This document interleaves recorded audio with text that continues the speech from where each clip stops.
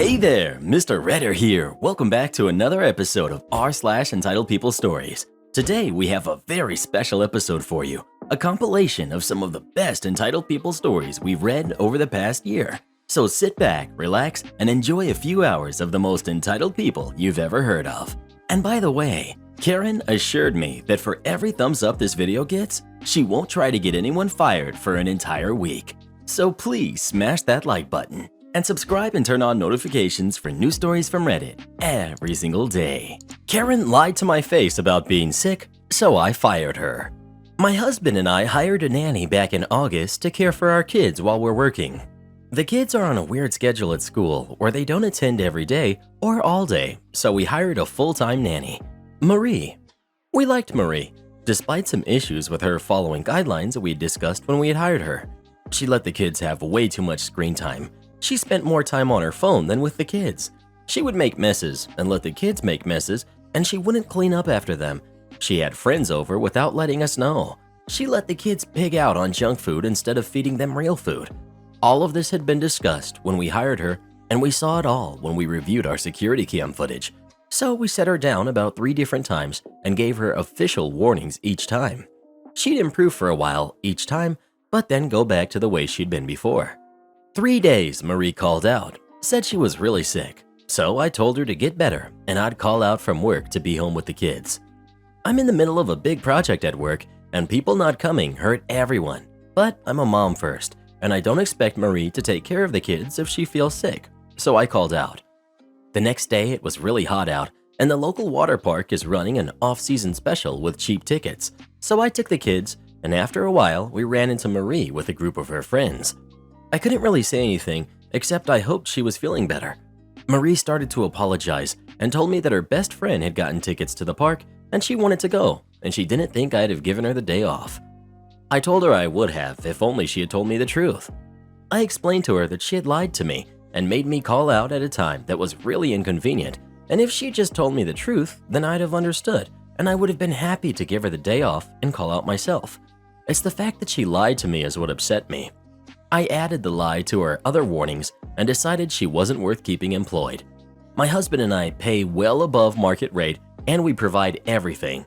All she needed to do was take care of the kids and follow the few rules we set. I took her aside and really quietly and as kindly as possible explained this to her and told her that I'd pay for her the whole week, but she was fired. Marie started crying and her friends figured out what was happening. They called me a jerk, a Karen, a monster.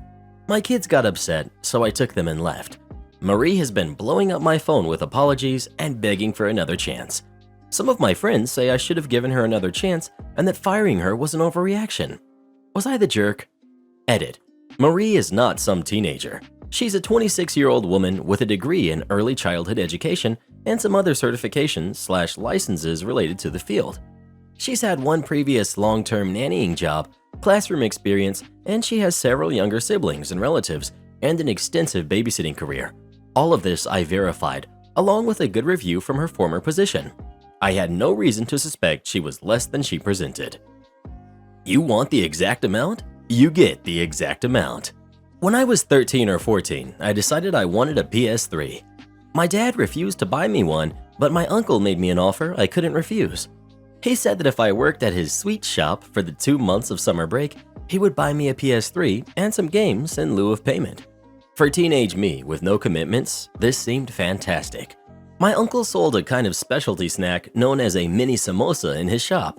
They're like samosas, but smaller, about 3.5 to 4 centimeters in size. They were sold by weight, in sealed packs of 250 grams and 500 grams, as these were the most common amounts people bought. Making those packages turned out to be my job. You see, sometime between now and when Uncle started his business, he realized that 250 was roughly the weight of 28 mini samosas, and thus 56 were 500 grams. So instead of weighing each packet, I was told to just pack by counting individual items, which was easier and saved time. We also sold them individually for people who wanted larger, smaller, or unusual amounts. This was also around the time when our government started airing customer awareness PSAs, basically just telling customers to be aware of fraudulent business people. This is relevant. So one particularly hot afternoon, It was just me and my uncle at the shop. In India, frequent power cuts were very common during summers, and thus there were no fans or AC running. Both tempers and temperatures were running high at the shop that day. It was then that the villain of our story, Mr. Karen, made his entry. He was a local resident and a regular. He seemed angry from the onset when he barged into the shop. He took a look at the fans and saw that they weren't running, then angrily picked up a 500-gram packet of samosas and asked, "How many samosas are in this thing?" "That's 500 grams," I said. "I said how many, not how much," Mr. Karen literally screamed. "Again, how many in this?" 56, I replied immediately, since, I packaged them. "How can you be so sure? You didn't even count. You're trying to cheat me." Mr. Karen was now in full-scale Karen mode. "I demand you pack me 500 grams of those individual ones, and don't you dare cheat me again." I looked over at my uncle, wet with sweat, fanning himself with yesterday's newspaper. He slowly nodded. I beamed a huge smile. "Sure, sir, whatever you want."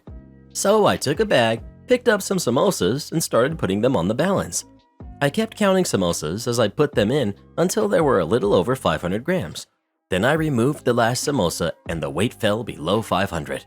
Now, keeping eye contact with Mr. Karen, I crushed the samosa and started putting its powdery remains in the bag until it was exactly 500 grams. But wait, there's more.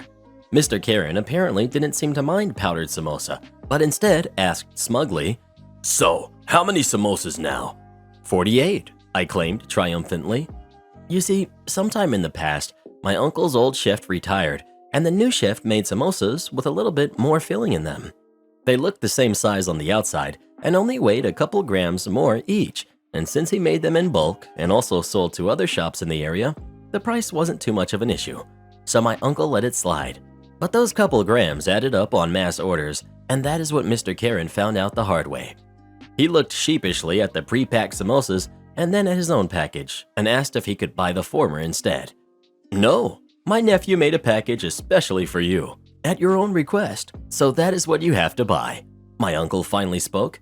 Mr. Karen silently took his pack, paid, and left. He was a lot more respectful during his subsequent visits. I was reminded of this story yesterday when my PS3 finally stopped working. As evident, English is not my first language. In fact, it's not even my third, so please excuse any mistakes. I wish you all a very happy Diwali. May your happiness levels be as high as my electricity bill this month. Keep kicking myself and other students off our remote desktop link for the heck of it? Enjoy the consequences. So this happened last October in 2020, and I feel it's finally safe to share it. Given the situation at the time, going to campus was a no-go, so everything was online. As such, a lot of programs used for coursework, which were only on PC, needed a remote link for those of us on Macs or other devices. This link connects students to assigned desktops physically on campus through an application like Citrix. It would only allow students onto the desktops when another class was not remotely using that lab at the time, and at night when registered classes were done. The on-campus computers would show that their drives were in use, so the students who lived on campus would know that someone was remotely accessing it. Well, I was taking a course in remote sensing, which required access to programs such as ArcMap, ArcGIS, R, and ERDAS. They were only available on PC, so I, as a MacBook user, needed to use the remote link. The issue started at the start of October, when I was working on an assignment in ArcMap. I was really startled when I was suddenly kicked out, and then furious because I hadn't had the chance to save my latest input. I then went back to the web page, re-input my student credentials, and logged into a different desktop. Not 2 minutes later, I was logged out again. Rightly upset, I emailed the professor and TAs about it and moved on to other homework. I figured it was a bug that it would be fixed soon. No, it continued throughout the entire month. I ended up having to work on my remote labs between 9 p.m. and 2 a.m. as I literally was not able to work during the day without being kicked off. It was really annoying, especially since I couldn't even work during my assigned lab time. Other students started reporting this, and we got a lot of emails from IT. Updates, patches, and things like that we had to install to try and patch this bug, and nothing worked. It was painful. I decided that enough was enough and took a train to campus after my online morning classes. If it was going to keep booting me off the remote, then I would just go in person. I completed the online health check, got to campus, no problem, and made my way to the building that housed all the PCs. Yes, we have a building that houses all the PCs for computer classes. Anyways, I went up and towards the lab that my credentials were registered to. I'm going to be honest, I wasn't expecting what I saw, but I sure was upset. Through the windows into the lab, I saw two guys going from PC to PC, logging students off. At first, I couldn't believe it, and then I got furious. They were laughing about messing with hardworking students. I will call them Dumb and Dumber. That's when I decided to get some payback. I pulled out my phone and placed it beside the window, and it was partially hidden by the trash bin inside the classroom, recording them and what they were doing. They didn't notice me, thank God, and I got onto my laptop, remote linking to my phone. I then got onto the university's social media page and started to live stream the video from my phone. I put a title along the lines of, "Found the bugs kicking students off remote desktop." Video has been deleted, and I will explain soon. It didn't take long for fellow students to take notice of it, and it went viral within 30 minutes. Names were soon put out as Dumb and Dumber were recognized, and there was a lot of hate in the comments. Even campus police replied, asking for the location. I was all too happy to give it. It was then I saw on the stream that Dumb pulled out his phone and he started freaking out. He had noticed the stream and that it was live.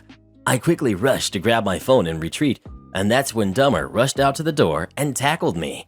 We started brawling. It was self-defense, as he kept trying to grab my phone. And then I saw Dumb going for my laptop, which was hosting the stream, which was still being recorded from my phone. So I kicked Dumber, then got him with my elbow, and then I got Dumb.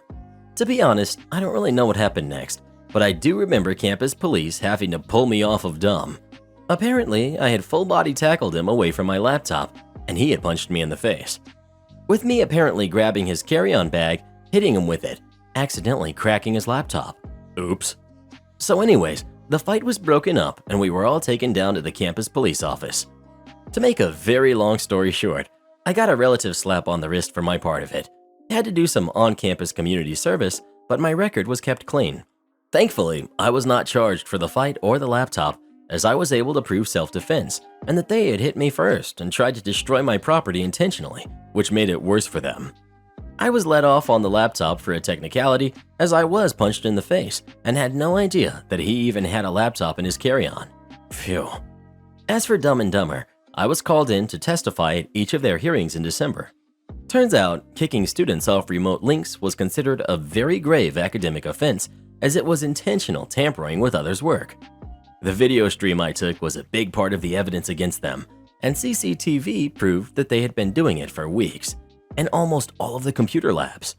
They had intentionally messed with over 100 students, adding to attacking me. I had a nice shiner for a month, and my devices, instead of running, they got into pretty hot water. Now, the reason this wasn't discovered sooner was due to the fact that this remote link was new to us, and IT was still working through the bugs.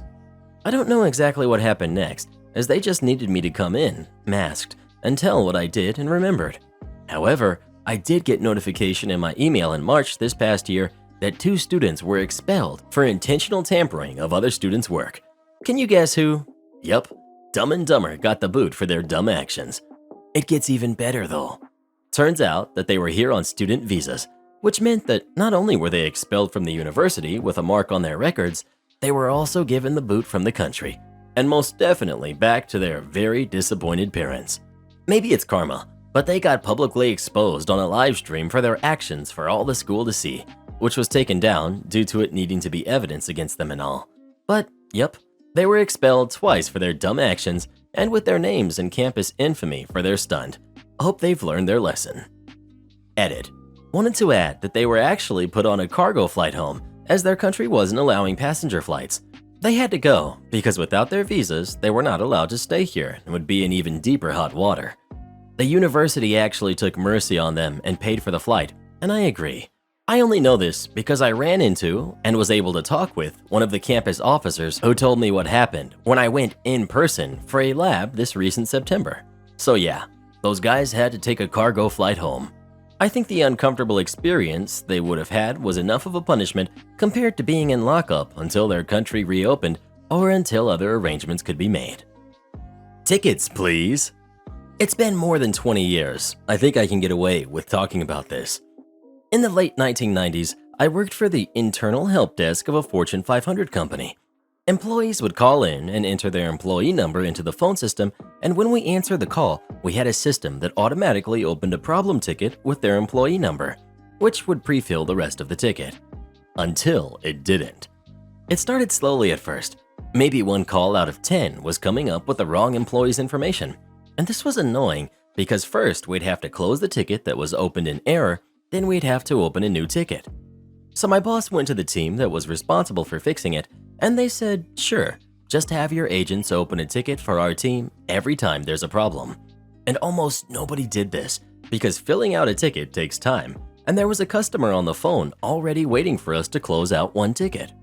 Within a few days, it was every call that was affected, and my boss goes back to the tools team who are sitting there with their feet metaphorically propped on the desk saying, well, we need a ticket for every call that's going off, or we can't do anything about it.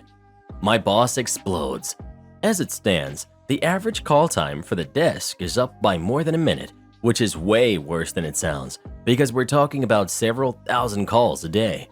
It's just not reasonable or possible for them to expect, and that's where the tools team made their mistake. They pointed out that there was one agent whose call times were completely unaffected and who was, in fact, generating a ticket for every single call. That agent was me. That's when my boss shows up in my office and asks, okay, how the heck are you doing it? I shrugged. Macros. Basically, the system we were using for tickets was on a mainframe, and we accessed it through an advanced kind of terminal program that had no macro functionality. I had created macros for our most common types of tickets, and when the problems first started, I created a macro that would close the ticket out and open a new one. When we were told to create a ticket for the tools team, I modified that macro to copy the ticket number before it closed out the ticket and create a new ticket for the tools team and reference the old ticket number, send it, and open a new ticket. I was actually kind of astonished to learn that nobody else was doing this because it was childishly simple. And because literally every single affected employee was a tech. All it took to deploy the macro to everyone on the desk was an email with an attached file and instructions on how to install it. A few days later, there's a backlog of over 10,000 tickets and climbing in the tools team's queue. The head of the tools team has gotten a call from his manager's manager because it's the largest backlog of tickets in the history of the company, and he goes to my boss and asks him to have us stop. No, you said you needed every single agent to open a ticket for every single affected call, or you couldn't trace the problem. Well, maybe if you had just one agent. We had that. You told us it was insufficient, that you couldn't do anything without that kind of information. Well, now you have it. We've had this problem for over a week now, and you haven't been able to fix it. I want to make sure you have all the tickets you need to solve this problem. The problem was fixed within 4 hours. 2 days later, the head of tools team is in my office. It turns out that he's got somewhere in the neighborhood of 20,000 tickets to close, and could I please show him how to use the macros? Shocked Pikachu boss. I worked at a restaurant/events venue some years back. Essentially, I was the AGM of the place, and it was my job to coordinate service in the dining room, private event spaces, and music venue. Service, concerts, private events, weddings, you name it. I coordinate and execute it with staff. This was the most challenging job I'd ever had at the time, but after a while I'd found a groove and was doing the work of 2 or 3 people. New GM gets hired. I like her. She likes me. She recognizes my hard work and is glad to have me. I work 50 to 60 hours a week, regularly there until 2 or 3 in the morning wrapping things up. Last person in the building. I have a good relationship with the CEO and the COO/HR of the company, as we were one of 6 large franchises across the country. They like me, and we have a good rapport when I see them. I'm working my butt off, but really having fun too. Fast forward a few months, and the relationship between me and GM sours. She's colder and more hostile toward me every day. I'm not sure what's going on, so ask her if we can talk. She calls a closed-door meeting and arrives with a folder with some papers in it. She pulls out her cell and asks my permission to record. Yeah, sure, have fun. She then proceeds to lay out papers in front of me, documenting all my shortcomings. 7 minutes late, timestamp verified. There was a blizzard that day, and I wasn't late. I volunteered to come in early as other employees refused to drive, and so was technically 53 minutes early. Inappropriate language in front of team members. Managers were joking and doing Sam Jackson impressions, and I used the S word. No one else got written up. Complaint from rehearsal dinner 9:12. The bride in a sleeveless dress was cold. We turned the heat up. And on, like 15 total completely fabricated charges against me. At this point, it's clear she's out to get me, but I have no clue why. She tells me I should probably think about putting in my 2 weeks notice. Okay, I immediately start looking for another job and actually nail one shortly with a better title and pay. Yay. Important to know, we always had these big weekly meetings on what was usually my day off. So I'd have to come in on my day off and sit in a meeting with a bunch of other managers, event directors, and chefs. These meetings were mandatory. I was never happy about it, but I complied as everyone else relied on me to coordinate services and events. After one of these meetings, I went out for a quick beer with a coworker who was a captain, essentially an event manager for us who would run smaller events. We got to talking, and she told me that GM was afraid I was going to take her job and wants to get rid of me. GM had let it slip to chef during setup of an event, and captain overheard while working. Wild. I don't want your job. I'm too busy already. So, malicious compliance. Our HR policies were a bit wonky, as COO and HR didn't really have experience with HR stuff. He was a great guy, but had cobbled together some awkward policies. In our official handbook, it was stated that the company prefers a 3-week notice, accepts a 2-week notice as industry standard, and in cases where the employee feels wronged, threatened, or unfairly targeted, a 1-week notice is acceptable. Also, if the employee feels wronged, threatened, or unfairly targeted, it is acceptable for said employee to go over the head of their wronging, threatening, unfairly targeting boss directly to HR to submit their notice. So I followed company policy. I send COO and HR an email giving my resignation. I briefly outline my reasons, thank him for all of his wisdom and help, and give my 1-week, 168-hour notice effective immediately as of noon Central Standard Time, the exact time I'm submitting notice. I don't get a response from COO/HR. That's because he's on vacation in Greece. A week later, I cheerily show up for the mandatory meeting at noon on my day off. The meeting commences, and GM is making a show of trying to call me out in front of the group for answers about a 300-person wedding event I'm due to run tomorrow, trying to cement my incompetence to them. She tells me we're out of a certain brew champagne. No, we're not. And asks me what we're going to sub for the party's toast, intending to catch me caught in the cold, as it's too late to order an appropriate substitute. My response? Don't know. Don't care. This is my last day, and I finished work 15 minutes ago. Good luck with the wedding. And I walked out. Cue shocked Pikachu boss. The entire table was O-faced. There was a volley of emails after that between GM and COO and HR trying to deny my sick/vacation payouts, but I had technically followed all company policies. She had to put her signature on my final check. Sweet. Am I the jerk for selling my brother's guitars? Hello. For context, I, 17 female, have played guitar for a couple years. Recently, I've dropped it a little, but I have 2 guitars, an electric and an acoustic guitar. My brother, 14, started taking lessons a couple months ago and has 1 guitar. It's a little smaller, but still works. When he began his lessons, he used his guitar to practice, but then said he was tired of it and asked if he could borrow mine, and I said yes. Since that moment, he took both my guitars to his room and won't give them back. If I grab them, he'll just take them to his room again and again. We have strict parents, so locks in our room is a big no-no. I was a little short on money, and my parents won't let us work. Instead, they suggested that I sold some stuff I don't use anymore, which I did. I sold an old keyboard, laptop, and some books. Then I realized I could sell my acoustic guitar. It's in good condition, and I'd still have the electric one. I asked my mom if she knew someone who could be interested, and she snapped at me, saying my brother uses that guitar. I told her it was mine in the end, and that he could practice with the electric one. She said no, because he uses both, and they're basically his, even when mine were a gift from my grandparents. My dad was there, and I asked if I could sell his small guitar, because he doesn't use it. They said no, because it's his and not mine to sell. I left and posted an ad for both guitars. I sold them, and now they're calling me a jerk. So, am I the jerk? Am I the jerk for taking back my nephew's Christmas present and giving it to my son? My sister and I have always had a strained relationship. I usually just let things go and try to keep the peace. We both have sons who are around the same age. My nephew is 13 and my son just turned 11. For my son's birthday, I bought him the new gaming system he has been wanting. He was absolutely thrilled and he plays nonstop. My sister is bad with money. I usually have to lend her money for bills and stuff for my nephew.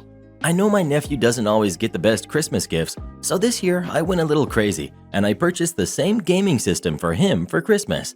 I already had it ready and wrapped under my tree. Yesterday, my sister's family came to visit. My son asked me if they could go play video games. I said yes and reminded them to be careful. About 30 minutes later, my son comes running to me crying. I asked him what was wrong and he led me to the front hall. When we got to the stairs, I see the new gaming system smashed on the floor. Someone had thrown it from the upstairs and it was now smashed to pieces. I asked my son what happened and he sobbed and pointed at his cousin. I asked my nephew if he did this and he started to laugh. He said that it was a stupid baby toy and that he saw people break them online. My sister came in and I told her what happened. I explained that this was an expensive system and that her son needs to be disciplined for what he did. I told her I wanted her to pay for what her son broke. She laughed and said no. She says I shouldn't have let them play unsupervised, that it was my fault and that I am a bad parent. She said my son will get over it and that it was not important. Seeing my son sitting on the ground next to his broken system trying to put the pieces back together tore my heart out. I walked over to the Christmas tree and grabbed the system that was meant for my nephew. I pulled the gift wrap off and I gave it to my son and told him to go upstairs and set it up. My sister asked me why I was making such a big deal when I had another one already. I then laughed and told her that that was her son's Christmas gift, that since it wasn't important and it was just a stupid baby toy, then they obviously won't miss it. I then told them to leave. My nephew realized what happened and began to cry that my son had stole his system. I said no, his was the one that he smashed. My sister was livid and told me that I will never see them again. I just said okay and slammed the door. Other family members have now been calling me nonstop and saying that I'm the jerk and that I ruined my nephew's Christmas. I don't think so though. My nephew is 13. He is not a stupid kid and he knew what he was doing. I don't care that it was over jealousy. He's old enough to know better. My sister was not going to make the situation right, so I just did what I had to do. They all think I should buy a new gaming system for him, but I don't have that kind of money. I'm starting to feel bad about this and I'm wondering, am I the jerk? Well, what do you think? Is OP the jerk or not? Please let us know. No, but his sister and her brat are. Next. Well, you never said not to wear orange. For some important background, I went to a very strict religious school, and though I was also religious, Catholic, I was not the same religion as the headmaster and founders, Baptist. They did not like me from day one and made it clear. I wanted to play soccer, but they only had a men's team. All the girls here play volleyball. Why don't you try that? I didn't want to play volleyball. I had played soccer for 10 years at this point. I wanted to play popular Christian rock songs for music ministry and was told that we weren't allowed to play that devil music. Tons of stuff like that. I was in the office more than once despite being a mild-mannered freshman. Another important note is that at this time, I had a pretty, we'll call it punk style, I guess. I did a lot of shopping at PacSun, Hot Topic, and most of what I owned was black. Normal teen stuff. I also had very, very long brown hair that would often fall in my face. Think Violet from the first half of The Incredibles. This will be important. Things continued to get worse over the next 2 years. Finally, at the beginning of my junior year, I was called into the guidance office. The headmaster, guidance counselor, and my English teacher were there for an intervention. Mrs. English. Lucky Bug, we're very concerned about you. You don't seem to be very social. Are you happy? Are you having dark thoughts? Me. I'm perfectly happy, and I have a ton of friends. What made you think there was something wrong? Headmaster. We're all just a little concerned about how you present yourself. Me. What is that supposed to mean? Mrs. English, interrupting loudly. Well, it's probably because you dress in all black, baggy clothes, and your hair is always in your face. It would be nice if we could see you smile and know you're all right. Me. What's wrong with wearing black? I just feel comfortable in these clothes. Plus, the baggy pants aren't that baggy, and they help me avoid accidentally breaking the pants must not be skin tight rule in the dress code, and I'm proud of my long hair. It's taking me years to get it this long. I'm perfectly happy. I'm just wearing what I like the most. Headmaster: Well, we'd like to see you wearing happier looking outfits. You really should make an effort to fit in among your peers. Mrs. English: And you should try wearing more happy colors. Wearing harsh blacks will only make us wonder how you're doing. It's safe to say I was horribly insulted. So, cue the malicious compliance. I spent the next few days investigating, waiting for the nugget of information that would make this compliance so sweet, juicy if you will. Finally, my English teacher says offhandedly, while insulting yet another student, I just hate the color orange. It's such an unbearably ugly color. There it was. My plan was ready. I filled my closet with orange, bright orange top, striped orange jacket, puffy orange vest. My favorite was an iridescent, fluorescent orange rain jacket. Honestly, I don't like the color orange either, but I did what I had to do. So almost every day for the rest of junior year, I wore an orange shirt and pulled back my long hair to make it even more visible. Then I sat in the front center seat of Mrs. English's class and made her stare at my bright orange shirt. I could see the disdain in her face every time. A few of my friends got in on it occasionally too. After about a month, she made a comment about how it was nice to see me putting some more variety in my wardrobe, but why did I have to pick orange?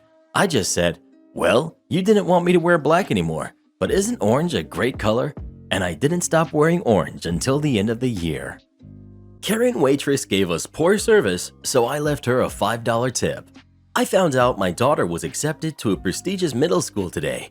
To celebrate, I told her we can take her and her friends to any restaurant she wanted to go to. We went to Texas Roadhouse, and there was myself and 6 other kids, including my daughter. Our waitress right off the bat seemed annoyed with our table. She was making faces, and when the kids ordered their drinks, mostly all Dr. Pepper, she got the order wrong. When I told her about it, she said okay and walked off. She then went to another table full of men, and I assumed she was talking about us because she was talking to the men, and they all, including her, turned back and looked at us.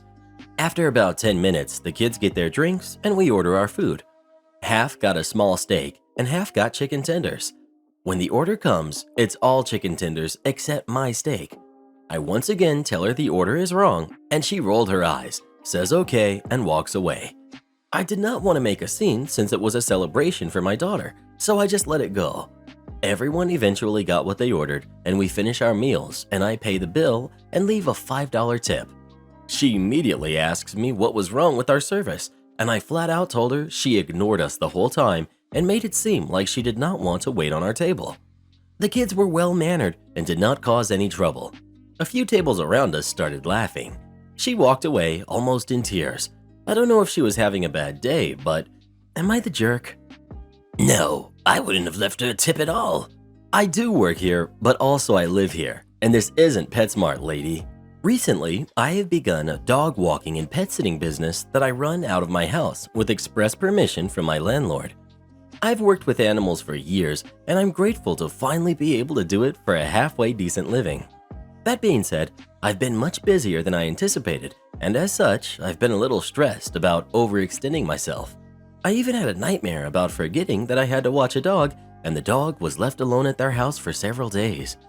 Even though it was just a nightmare, this prompted me to get more serious about my organization and scheduling so I wouldn't miss anything. Nowadays, my schedule is rock solid, and I've been super on top of it.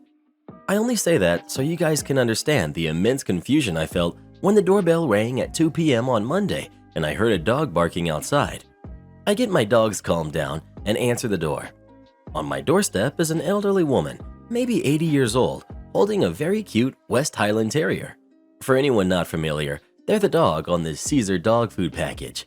I'm honestly so confused by her being there that my mouth does not form words. I just sort of stand there, opening and closing my mouth like a fish out of water, while my brain is just screaming, "You forgot! You forgot!" After a moment, she graciously saves me from myself and talks first. I'll refer to her as LOL for little old lady. Hello, I'm little old lady, and I'm here to drop off my dog for boarding. At this time, I'm almost positive that my nightmares have literally come true, and I've straight up deleted a dog from my short-term memory. But as I'm racking my brain, I cannot remember ever seeing this dog or this woman before.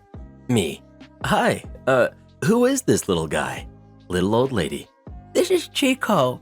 I was hoping to leave him with you for the weekend while I visit my grandson. Okay, hoping. That's an interesting word. Now I'm less anxious but more confused. Me. Okay, have we spoken about Chico before? Oh, no. But your neighbor Laura said you watch dogs, so I just brought him over. Okay, now this is making more sense. Laura was my previous neighbor who had recently moved out. I had watched her dogs dozens of times, and she was always very kind to give my name out to people who were looking for dog sitters. Sometimes, however, she did treat me as on call, in the sense that she would call me as she was pulling out of her driveway to tell me she was leaving for the weekend and I would need to watch the dogs. She would play it off like she was so frazzled and forgot, but it started to get old after the third or fourth time. At this point, I have a little old lady with her energetic dog on my porch, and still more questions than answers. So I invite her in while I try to get to the bottom of it. Come to find out, little old lady was a friend of Laura's mother, whom I had never met. Laura had a couple of my business cards at her house, and apparently the last time her mother was visiting, she took a couple of them to give to her friends.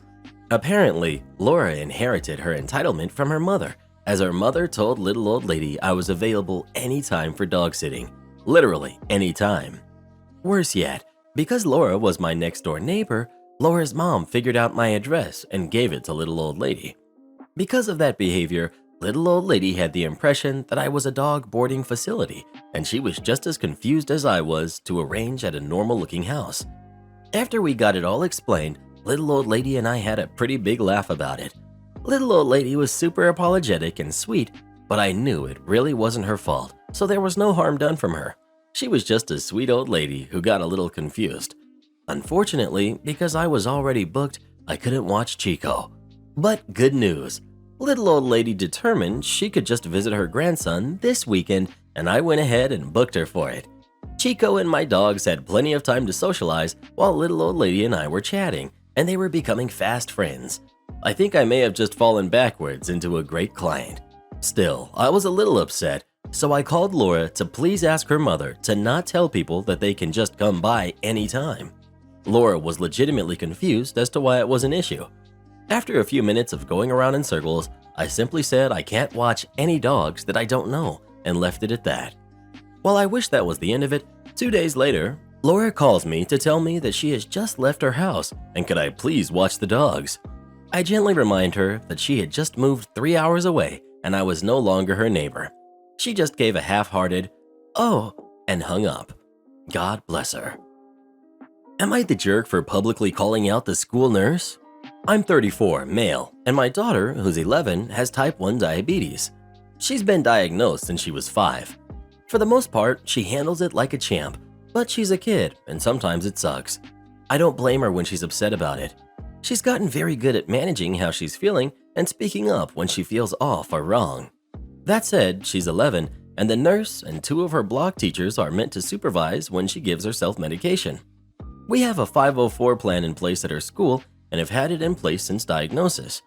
I have conferences with teachers every year and since she started at the middle school this year, her new nurse and administrative staff.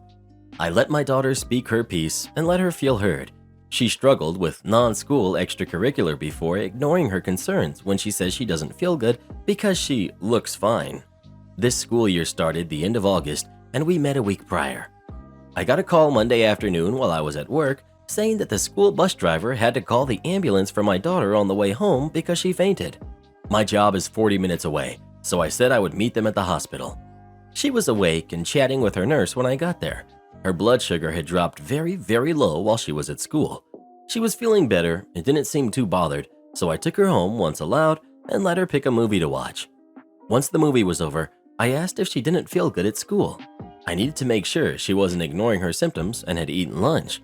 She told me that she felt weird just before the end of the day and checked her sugar with her teacher, who had sent her to the nurse when it was really low. When she told the nurse she needed glucagon, the nurse said no, and she should take it at home when she gets there. At this point, I was raging. The nurse did not give her medication and then sent her to the bus.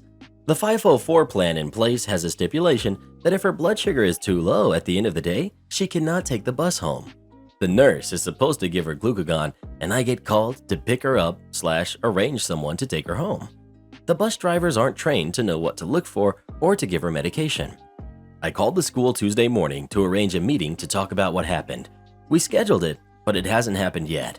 In the meantime, I went wild. Mile-long Facebook post with pictures of the 504 and hospital bill and me ranting. It kind of took off and got a lot of attention. Last night, my siblings and coworkers started telling me maybe I went too far in making the post, specifically in my naming the nurse. It was shared in a couple of different pages on Facebook for our county and town, and a lot of people have been making comments on the school board's social media about the nurse. A lot of the outrage comes from other parents with kids on 504 or IEP plans. Am I the jerk for calling out the school/nurse? No, maybe now the school can get rid of her and find someone who actually knows how to do the job. Don't touch the iPad? You got it. Until recently, I worked at a fine dining restaurant. I was there for 3.5 years, and the majority of that time I was a busser. By the time I left, I was the most tenured person in the front of house by a fair margin, including managers, which we burned through ridiculously quickly. And everyone I directly worked with had good things to say about my work ethic and how I was with the guests. I could be abrasive as a person, but if I was in your section, you'd have a smooth night, professionally. Some background. Our restaurant was 90% reservation. One wasn't required, but if you wanted a table at a certain time, you made one. On occasion, we'd have walk-ins or someone wouldn't show up to their reservation, but the number of covers, people, you walked into was usually pretty spot on to what you'd end up doing. Most of them were for two, but we'd also take larger tables. If the night was all two tops, we wouldn't set up for anything else, and anything bigger than a four top, we'd have to push the tables together. Not an issue, but a little time consuming to make sure every server was cool with the placement. Setup took between 2 and 3 hours, depending on how busy we were. Lastly, you'd figure out how busy we were from an iPad the hosts used, or that's how I did it. One winter, we had a shakeup. We had a new manager from our corporate parent take an open spot for a short-term contract. We'll call him Dave, and he quickly became one of my favorite managers. He was pretty no-nonsense and respected that he didn't know how our restaurant ran. Thus, he was open to talking through our reasoning and basically expected that we were good at what we did, unless we proved otherwise. Our hosts were mostly young ladies, like still in or just out of high school. In several instances, it was a first job ever because the compensation was, and still is, pretty crappy. You'd get what you pay for, and many of them didn't have the refinement one would expect when paying over $100 a head before tax, tip, and alcohol. One, who we'll call Kay, was pretty protective of the iPad, at least when it came to me. When I came in, I would breeze up to the host stand, look at the numbers for a minute, then go set up. She, apparently, brought up that I would do this for no reason to Dave and to his boss, who told Dave to get me to knock it off so HR wouldn't have to mediate. That would have looked bad for basically everyone. She never got upset when anyone else looked at the spread of tables, but I digress. He asked why I was touching the iPad. I responded that I was looking at the numbers, the big tops, special requests for tables, stuff like that. He asked why I wouldn't wait until pre-shift for that. I told him that was 15 minutes before service. I might be able to change things in time if that happened, but I'd miss the rest of pre-shift, and if I had to put together tables, the restaurant would be at least partially not set. He asked specifically what I needed, and I told him a breakdown of the tables by time is what I looked at. He said he'd make sure I had one when I came in and told me not to touch the iPad again. Cool, that works for me. The next day I come in and it's waiting for me, handwritten because the app we use doesn't play well with printers. The day after, I asked him for it and he said he had forgotten he'd get it to me. Took him half an hour to write it out and double check that he didn't miss anything. The malicious compliance here is twofold. At some point between day 2 and 3, Dave realizes that he has other stuff to do rather than write out the spread of tables every day. He's been asked to not let me touch the iPad, and I've told him I won't. So he talks to Kay and tells her she needs to write it out, and it needs to be done by the time I get in, about half an hour after she does. She, like Dave, realizes it's a lot of work for something I'll look at for 30 seconds and asks him to let me look at the iPad again. Sorry, no can do. We've gotten complaints and we don't want HR to get involved. Kay comes to me and offers me the iPad when I get in. Sorry, I've been given a direct order. I'll take the spread when you're done writing it up though. I'd planned on relenting after a week, but the servers ended up loving seeing what was coming in, and it became a staple of the host's job from then on. Kay ended up quitting after getting into it with another manager, but her contribution of a handwritten spread by the host is still going strong as far as I know. Am I the jerk for making a budget to show my niece how hard it would be if she married her fiancé? My niece is engaged to her new boyfriend. They've been dating for 4 months and she's just 19. My brother told her that he will stop funding her life if she marries him. My niece is pretty spoiled. She visited me last week. I think she thought I would be supportive because I was also cut off because I refused to divorce my wife. She was telling me she knew it would be difficult, but she could manage because she loved him. I asked her if she had a budget. She said she didn't. I offered to help her make one, and she was enthusiastic. She didn't know how much he made, and when she texted him about it, he was being shady and not responding. So I assumed he would make $16 per hour and work 12 hours per day for 6 days and $10,000 in tips, and I assumed she would work the same hours and make the same amount. I then showed her how much things will actually cost and budgeted their figures in. I also emphasized that these were very generous assumptions on my part, and it's a rosier picture than reality. It still meant that she would have to make substantial changes to her lifestyle, and I think it dawned on her how drastically different it would be to date someone without money and be actually married to them. She asked me how we made it work, and I told her that my wife and I had sat down for hours before preparing budgets and getting ready to be cut off, and we were cut off in our early 30s and already had 2 great careers and received other inheritances, which had helped immensely. She was sober and serious when she left my house. She broke up with him and has moved back home. It appears she asked him about his salary and it was lower than my assumptions, and that freaked her out and she broke up with him. She's upset and she said I scared her and she really misses him.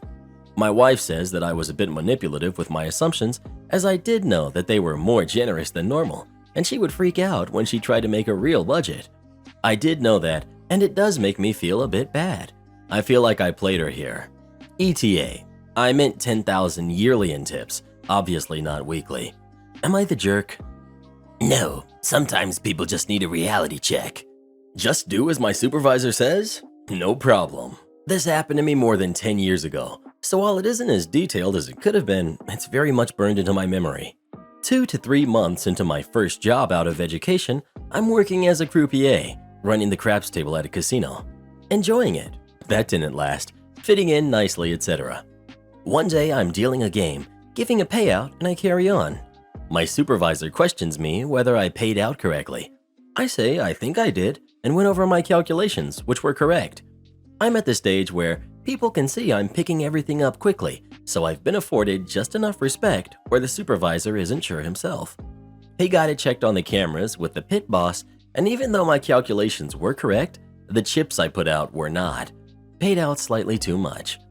Not a big deal, to be honest, but I did get taken aside by the pit boss a while after and basically told that if the supervisor says I'm wrong in these situations, to just go along with it. The chain of command in casinos is very rigid, to the point where to question something a superior says or does can be treated with contempt in most circumstances.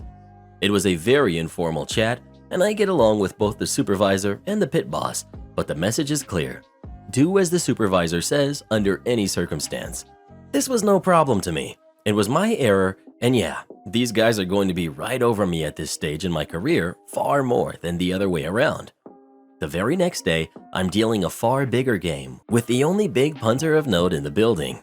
Realistically, I shouldn't have been on this game with my experience level, but what the heck. I'm being trusted enough to do it, so let's have a good time. First big payout comes. I'm slightly hesitant, but get my chips out and ask the supervisor to check the payout. Different guy from the night previous, but someone else I really get along with. He has a brief look and exclaims, "You're short 10 pinks, mate." A pink in the casino is a $100 chip, so I'm a grand short. I have a look. There's no way I'm that far out. At this point, I'm not 100% sure I'm right, but I am 100% sure he is wrong. My personality is definitely the one where I would try to go through this with him to see if we can reach an agreement. However, the words of the previous night are ringing in my ears. Do not go against the supervisor, just do what they say. Okay, no problem. I get $1,000 more. Get the check, supervisor is happy, and the money gets paid out. This happens roughly 5 or 6 more times, ranging from 500 pounds more to a whopping 2,500 pounds more one spin.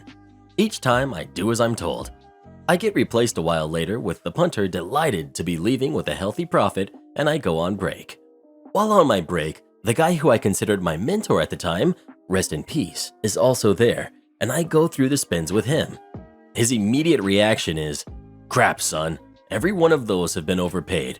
I would talk to the pit boss when you go back down." Head back down, the casino is basically completely empty. So before I go stand at a game with no punters, I ask the pit boss for a word. I explain what I believe has happened and ask just for a quick check on the cameras as, yeah, I might be wrong, but I don't think I am. The reaction of the pit boss was essentially, "Don't worry about it, mate. I was watching the whole game. Everything looked above board to me, even though you lost money. Good job on keeping the game moving." I plead one last time to just have a look. Nothing is going on right now.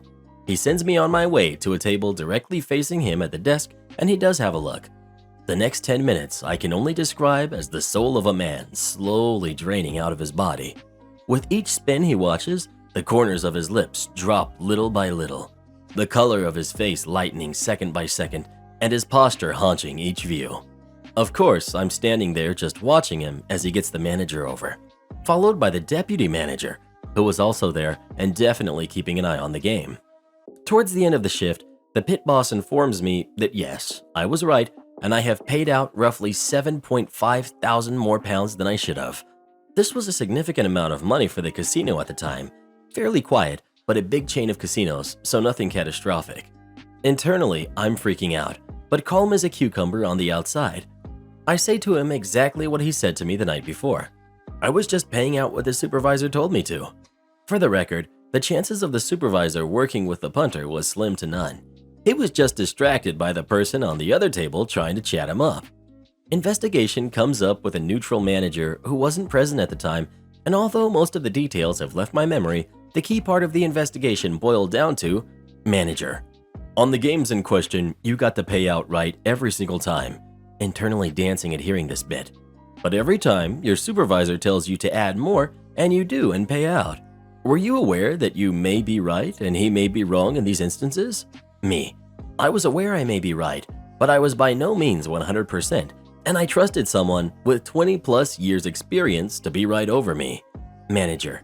If you thought you may have been right, why not question it at the time? Me. Well, the night before I was explicitly told to do as my supervisor says under all circumstances, not to even think about arguing the toss, and nothing bad can happen. Not to mention that this would not have even been brought to anyone's attention if I hadn't said anything. Considering the supervisor, pit boss, manager, and even the deputy general manager didn't notice anything out of the ordinary. Definitely a good half-minute of silence following this. I'm in this weird mental state where I'm really scared they're going to just fire me, but also thinking, wow, I'm actually the only competent person in this whole situation. What follows was a verbal warning for myself. Definitely shouldn't have even gotten that, and should have appealed, but was happy to just take it and prove myself from there on, with everyone else involved getting written warnings and more. However, I was essentially rewarded with being able to learn a new game, which helped push my wage up a decent amount, and got a fair bit of respect with the boys for basically showing everyone else up. Oh, and I never saw that punter again. Am I the jerk for telling my ex that if he's so concerned about Christmas, he can buy our daughter her gifts? I have a 14-year-old daughter, Alice. Her father, John, and I are separated, and as far as dads go, he's not the best, but he claims he tries, despite not having so much as sent her a birthday card since she was 6. I recently injured myself and am currently not fit for work, so I'm now getting disability payments that's about 3 times less than what I was earning in my job. So we're on a pretty tight budget, and I'm not able to save for Christmas this year as I normally do. My daughter told me she wanted a Nintendo Switch and a few games for it for Christmas back in August. I ask her around this time and start saving. And even though she's disappointed that it's not a viable option anymore, she understands that we're on a budget and that she needs to choose something on the lower end of the price spectrum. She managed to find a secondhand 3DS that comes with games, including ones she wanted for the Switch, for a really good price, and she's happy with that. She casually mentioned to her father on one of the video calls he actually answered that she wasn't able to get her original gift idea, but she found a more cost-effective one and she's happy with it. He asked to speak to me, and when my daughter brought me out her phone, he started berating me, saying I needed to return to work so my daughter can have the Christmas she deserves. I told him, "John, you haven't even seen Alice in person for 2 years, and you haven't sent her a gift, a card, or even a happy birthday in nearly a decade. If you're so concerned about our daughter getting the Christmas she deserves, maybe you can pay the court-mandated child main that you haven't paid in 5 years. Or you can buy the presents yourself, since you claim to be earning a $1,000 a week." He hung up the phone and texted my daughter, saying not to call him for a while as he's extremely angry. She's glad I stood up to him, but she's upset that he doesn't want to speak to her and is angry with me because I caused that. Am I the jerk? Edit. My daughter's father lives in a different country. It would be nearly impossible to get the child support off him, and I do firmly believe he's not declaring his earnings, so there would be no record of them. Manager told me to obey them or quit, so I quit. This was back in 2018. I was trying to find a job and I was getting desperate. I ended up getting a temporary job at a call center that did tech support for pharma sales reps. The first 6 months were fine. My contract kept getting renewed and it was going fine. They even onboarded a new client and I got to know them and they were wonderful. I ended up having a good relationship with them. As time went on, things were going a bit south. Things that we normally would not do, we ended up doing. As an example, doing hardware replacements over the phone and we were bending over backwards for the OG client. The reason why was because contract negotiations were coming up, so they were trying to make themselves look good. So much so, the second client was going to the wayside. So I was one of the new who handled their tech tickets for the second client. They were very appreciative. Not to mention at this time, layoffs happened to some of the best people and the trainer who trained me was also laid off. I never got told why. At my 1-year mark at the company, a user who has been known to fry laptops called in. His hard drive had failed and he wanted it fixed. He was told he'd need to send the laptop in, but he did not want to. The agent sent him a hard drive and told him someone would walk him through it. Background on this guy is he fried other laptops doing this because he wouldn't listen and that agent always got fired. My boss told me I would need to be the one to do it and I expressed concern and told him I did not feel comfortable doing it. He told me to try and it'll go fine. I told him no way I was doing it. He then said I would need to do it or quit my job. I told him, fine, I quit. He then tried to talk to me about it and I shut it down. I told him I was quitting and I turned in my company stuff. The second client reached out to me a week later asking what happened, so I told them the truth. What I did not realize was that they were also in contract negotiations, so they pulled their contract and went to another outsourcer. So did the first company I found out. That first company was one of their bigger clients, so losing that hurt them. I don't know what really happened to everyone after that. It might not seem too exciting, but this was my malicious compliance I had. Am I the jerk for not doing anything for my daughter's birthday? My daughter, let's call her Thea, turned 15 last Saturday, and due to everything going on, we couldn't really celebrate it. I asked her a few days before if there was something special that she wanted to do, and she said no. On the day of her birthday, I asked her if she wanted me to order a cake, and she refused that too. She's introverted and doesn't like making a big deal of things, so I let it be. She spent most of her day talking to her friends on call, and I cooked a nice dinner for her and my son. My wife is usually the one who organizes birthdays and stuff, but she's been living with her mother for the past few days due to some health issues. On most birthdays, my wife is also met with the "I want nothing" by my daughter, but she does stuff anyways. She usually bakes a cake, buys some gifts, and cooks all her favorite foods. The next day, on call, she asked me what I did for Thea's birthday, and when I told her my daughter didn't want a celebration, she blew up on me. According to her, my daughter is too shy to ask for things and doesn't like asking people to make a fuss about her birthday. She was very angry that I didn't even buy her a cake, even after I repeatedly told her that Thea said she didn't want a cake. According to her, these are things that should be done without asking. I would like to mention that my wife coddles my kids a lot. I thought that was the end of the conversation. Later in the evening, my brother-in-law showed up with cake and gifts for Thea. My wife probably asked him to do so, but he's very close to the kids, so I didn't think much of it. But then he jokingly said to me, What kind of father doesn't buy cake for his kid's birthday? I told him the same thing again, and he said that having your birthday during everything going on is horrible enough, and I should have just bought some cake.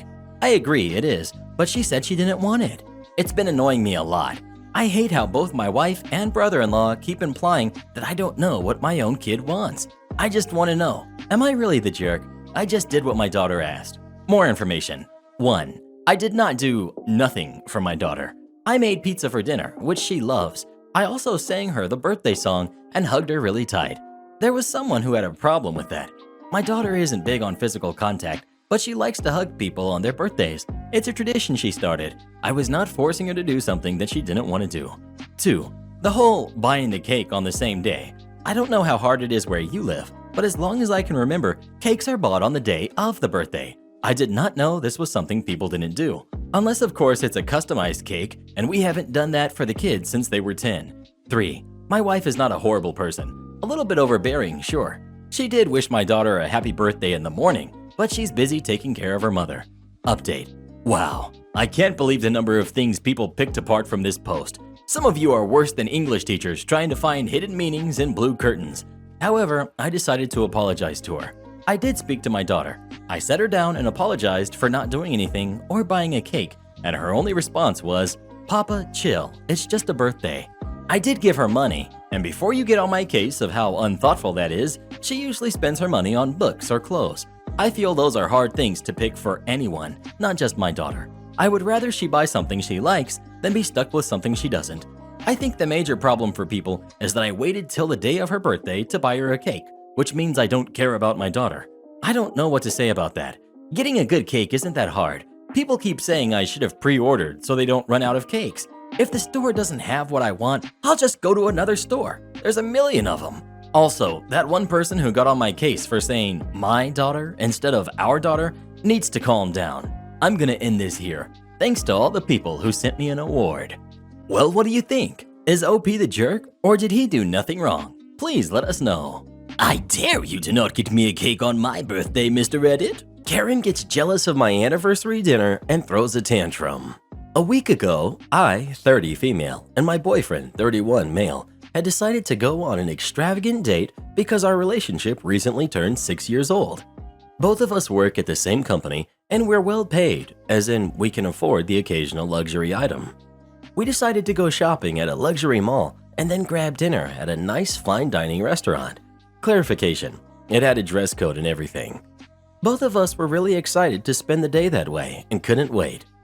We finished spending the day, and then the very next day, I'm getting texts from my dad and sister saying that I'm a selfish, inconsiderate jerk because I had decided to not spend the important occasion with my family, especially my older sister, and if I had fun rubbing my wealth in my sister's face. I called my parents to tell them that it was my anniversary, and of course I'd spend the day with my boyfriend only. My mother says that this could have been their shot to go to that restaurant and enjoy such a nice meal and bond with us. I tell her that we could all go out some other day, but my mother told me that the festive mood won't be there. My boyfriend and I think it's very bizarre because sister and brother-in-law receive financial support from both sides of their family, unlike me because I didn't go into the commerce stream like my parents wanted. Sister and brother-in-law also make enough money to get by. My boyfriend tells me to ignore it and not pay attention to them because this would have been a good opportunity for them to mooch off of us and ruin our night. I agreed with him. The messages haven't stopped yet, and my mom's brought it up a couple of times in the past week. I'm confused. Reddit, am I the jerk? Edit 1. We've never been favored over another, and actually have a nice bond between us, my sister and I. And they've never done anything like this before, so it's really surprising that they'd want to think I was excluding them. I mean, it was our date, and I don't think the family should come along on dates, you know? Edit 2. The date might have been just a mall, or still a mall, and that's okay, because the two of us like shopping and dining at luxury malls. The night we spent was amazing there, but according to some standards, this might be mediocre, but still special for me nonetheless. Entitled Mom is upset at me because I'm apparently cooler than her son. Hello. Since a lot of people liked the last thing I told on here, I figured I'd share some more. This one also takes place when I was around 16. This logic surrounding this one always was a mystery because quite frankly, I see myself as a regular dude. But, meh. Cast. We've got me. Cross, the lovely nickname that I use. We've got Zoe, best friend from high school. Corey, another best friend from high school. Mark, entitled kid. And Karen, the entitled mom. And we've got Corey's mom. So this occurred around my summer break. I was just chilling one day on the couch when Corey, a good pal of mine from high school, comes over. What we did that day wasn't important, but the main thing is that before he left, he asked me if I could sleep over at his place for a few days, along with Zoe. My stepdad, just dad since, close as real father and son, said that was perfectly fine, just as long as I don't cause any trouble. Just a parent watching out for his teenager. My mom was a little reluctant at first, as she didn't want her precious baby to be away from mommy, but my dad just told her that I'm not a kid and that he trusts Corey's parents. My parents are good friends with Corey, since I've known the guy since I was like 10. My mom relented in the end. My mother is a different can of worms that might be opened at a later time. The next morning, Corey's mom picked me up from my house along with Zoe. An unfamiliar face is Mark, who's Corey's cousin and the entitled kid of the story. We went to Corey's place and then did a bunch of regular teenager stuff. Now, I don't know if it was the oh-so-obvious signs poking out, but I got the distinct impression that Mark didn't like me. For example, we were at a convenience store and buying a bunch of snacks and whatnot. I offered to pay for everything. It was like $15 total. Mark scoffed and said that he could easily pay for all of that and that I didn't have to show off how rich I was, which earned him a shut up from Corey. He also tried showing off, like he tried to get us to call him Iron Man. You can cringe, because I have a cool nickname, and it's only fair that he has one too. The prime example is when we were coming home from the movies. It was nighttime, and we ran into a bit of traffic. It got a bit long, so Zoe ended up falling asleep on my shoulder, eventually. I didn't really care, since she was tired, and it's not really something I considered a romantic gesture. I, at one point, noticed that Mark, however, who was sitting at the front, was glaring at me. He turned away the minute I saw him, though. Fast forward to everyone preparing for bed. I went downstairs to get a glass of milk. Don't judge me, I like milk. As I was doing that, I felt someone tap me on the shoulder. Mark. Hey, we need to talk. Me. Oh, sure. What's up? Mark. Don't think I didn't notice what you're trying to do. Me. Huh? Mark. Don't play dumb. I know you're trying to show off in front of Zoe so that she doesn't date me. Me. If I was drinking my milk, I probably would have spat it out. Come again? You heard me. Stay away from her. I'm the only one she needs, and I'm not letting you have her. Me. Okay. 1, she's not an object. And 2, she's not yours. I didn't say she was. Me. That was heavily implied. Mark. Whatever. Just stay away from her if you know what's good for you. Me. Laughing. And then I patted him on the head. Sure, pal. Whatever you say. He huffed and then stomped upstairs. I just rolled my eyes and finished off my milk. When I went up to Corey's room, I was sleeping in a sleeping bag on the floor. He asked me this. Corey. Hey, Cross. I saw my cousin come up the stairs earlier. He seemed upset when he went in the guest room. Something happened? Me. Oh, nothing. Just regular teenage crushes, I guess. He looked at me confused, and I told him what happened downstairs. He rolled his eyes and said he'll talk to Mark about it. The next morning, we're having breakfast. Zoe's the last one to show up. Mark pulls up the chair next to him and offers for her to sit there. She does, and he gives me a smug look. I just ignored him and went about eating my breakfast. Now, you'd think the fact that I said nothing would give him some sense of satisfaction, because you'd think the silence would make him go something like, "Ha, I beat you." But instead, he stood up and slammed his hands on the table, crying about asking why he can't be cooler than me, and that I'm always trying to make him look lame. I did not see that coming. Corey's mom took Mark to the living room to cool down, while the rest of us were just bemused by this entire situation. But eventually, we just decided we didn't care and went on with our breakfast. Today was the day that Mark's mom was supposed to pick him up. He was going home earlier. Suffice it to say that when she arrived, she did not go quietly.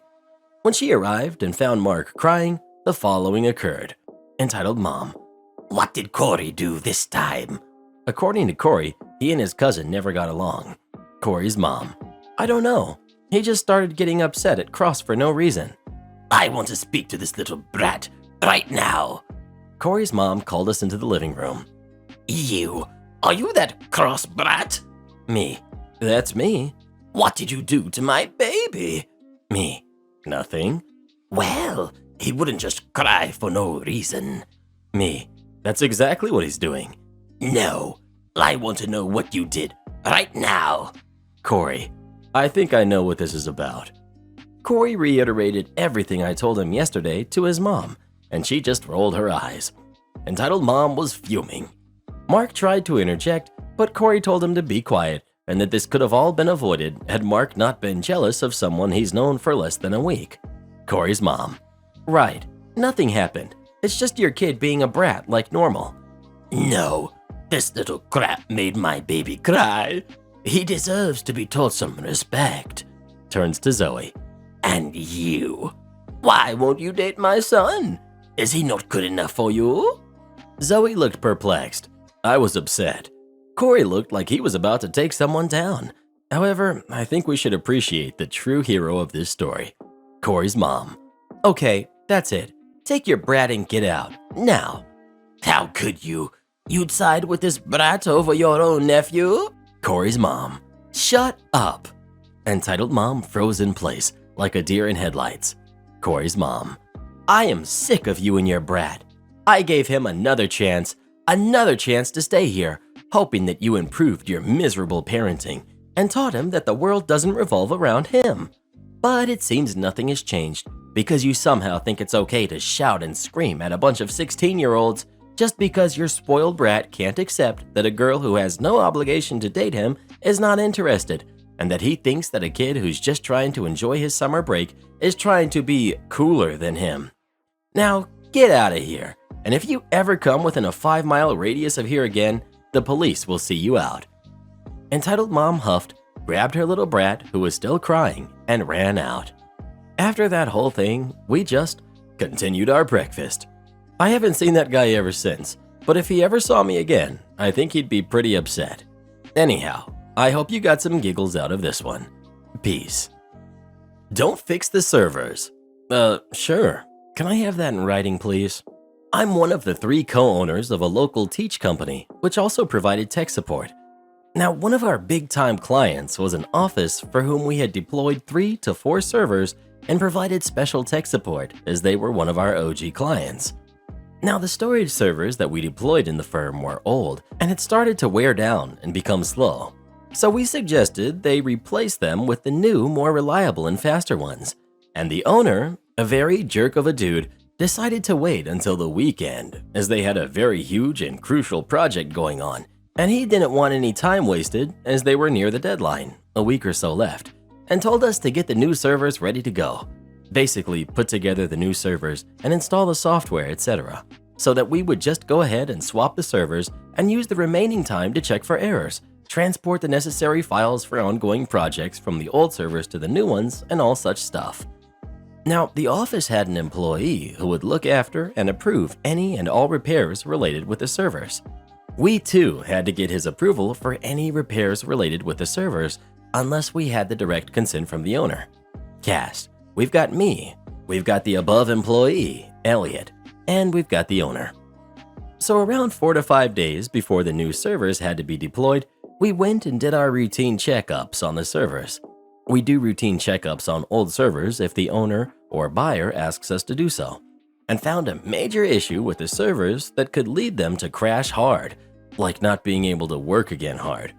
So, like anyone would do, we wanted to resolve the issue.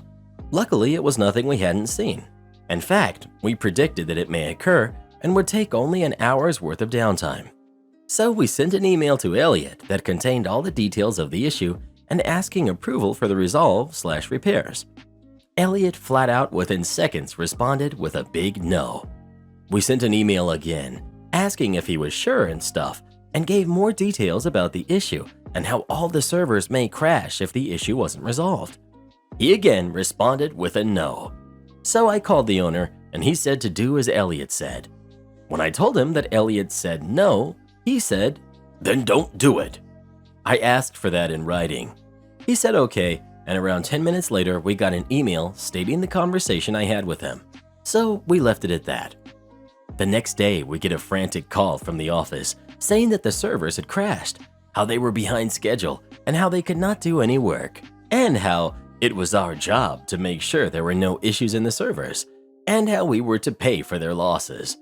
I then calmly tell them that we had in fact told them about the issue and how serious it was, and that the servers may not work anymore, and that they had to wait till the weekend for the new servers to be deployed as they were not yet completed. The owner got insane and said that we hadn't told them about the issue, but when I sent him the email chain between us and Elliot and his own email, he shut up and knew he couldn't do anything. He asked us to hurry the new servers and hung up. The next weekend, we deployed their new servers. The best part is what would have cost them only an hour of downtime and repairs cost them 4 days of downtime and possibly a lot of money as they were late to finish the project. And yeah, Elliot was probably canned because I never again saw or heard from him ever again, as I came to a new, more awesome employee the next time we went for repairs again. Make sure the salad is well dressed? You got it. Many years ago, I worked for a very nice restaurant. We weren't high class or anything, but we were very nice, especially for the area. We had a few regulars that would come in for business meetings or special dates, etc. And for the most part, everyone was courteous, etc. We did have an extensive wine collection, as the owner was a fan of wine and loved to share that with people. So it would occasionally bring in some serious snobs. I love wine, but something about those that are truly passionate make them either incredible human beings or absolutely insufferable. Mike, a business regular, was one of the insufferable ones. He liked to bring prospective clients in to impress them with the wine and his snootiness. He was also one of the few people that would spend a lot of money in one sitting. Tax write-off purposes, I'm sure. Make a grand show of tipping 35% or higher and then slipping it back into his pocket after the client left. Not all of it, but regularly only left about 2% or less. One evening, he calls and makes a reservation for 12. This is very unusual, as usually it was only him and 1 or 2 other people. Mike pulled out all the stops and actually ordered and paid ahead of time, as he wanted minimal interruptions. He picked 4 menu items of similar value that his guests could pick from, pre-ordered appetizers, desserts, and 9 bottles of wine. The total, before tax, was close to $2,000. We were supposed to keep interactions to a minimum, but he wanted us to fill waters and sodas the moment that they're half full, clear plates the moment someone is finished, bring fresh wine glasses every time someone has finished a glass, and don't let him ever catch someone refilling their own glass or using the same one.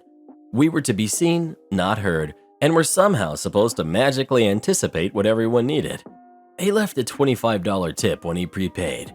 This was before the mandatory tips for groups of this number or larger.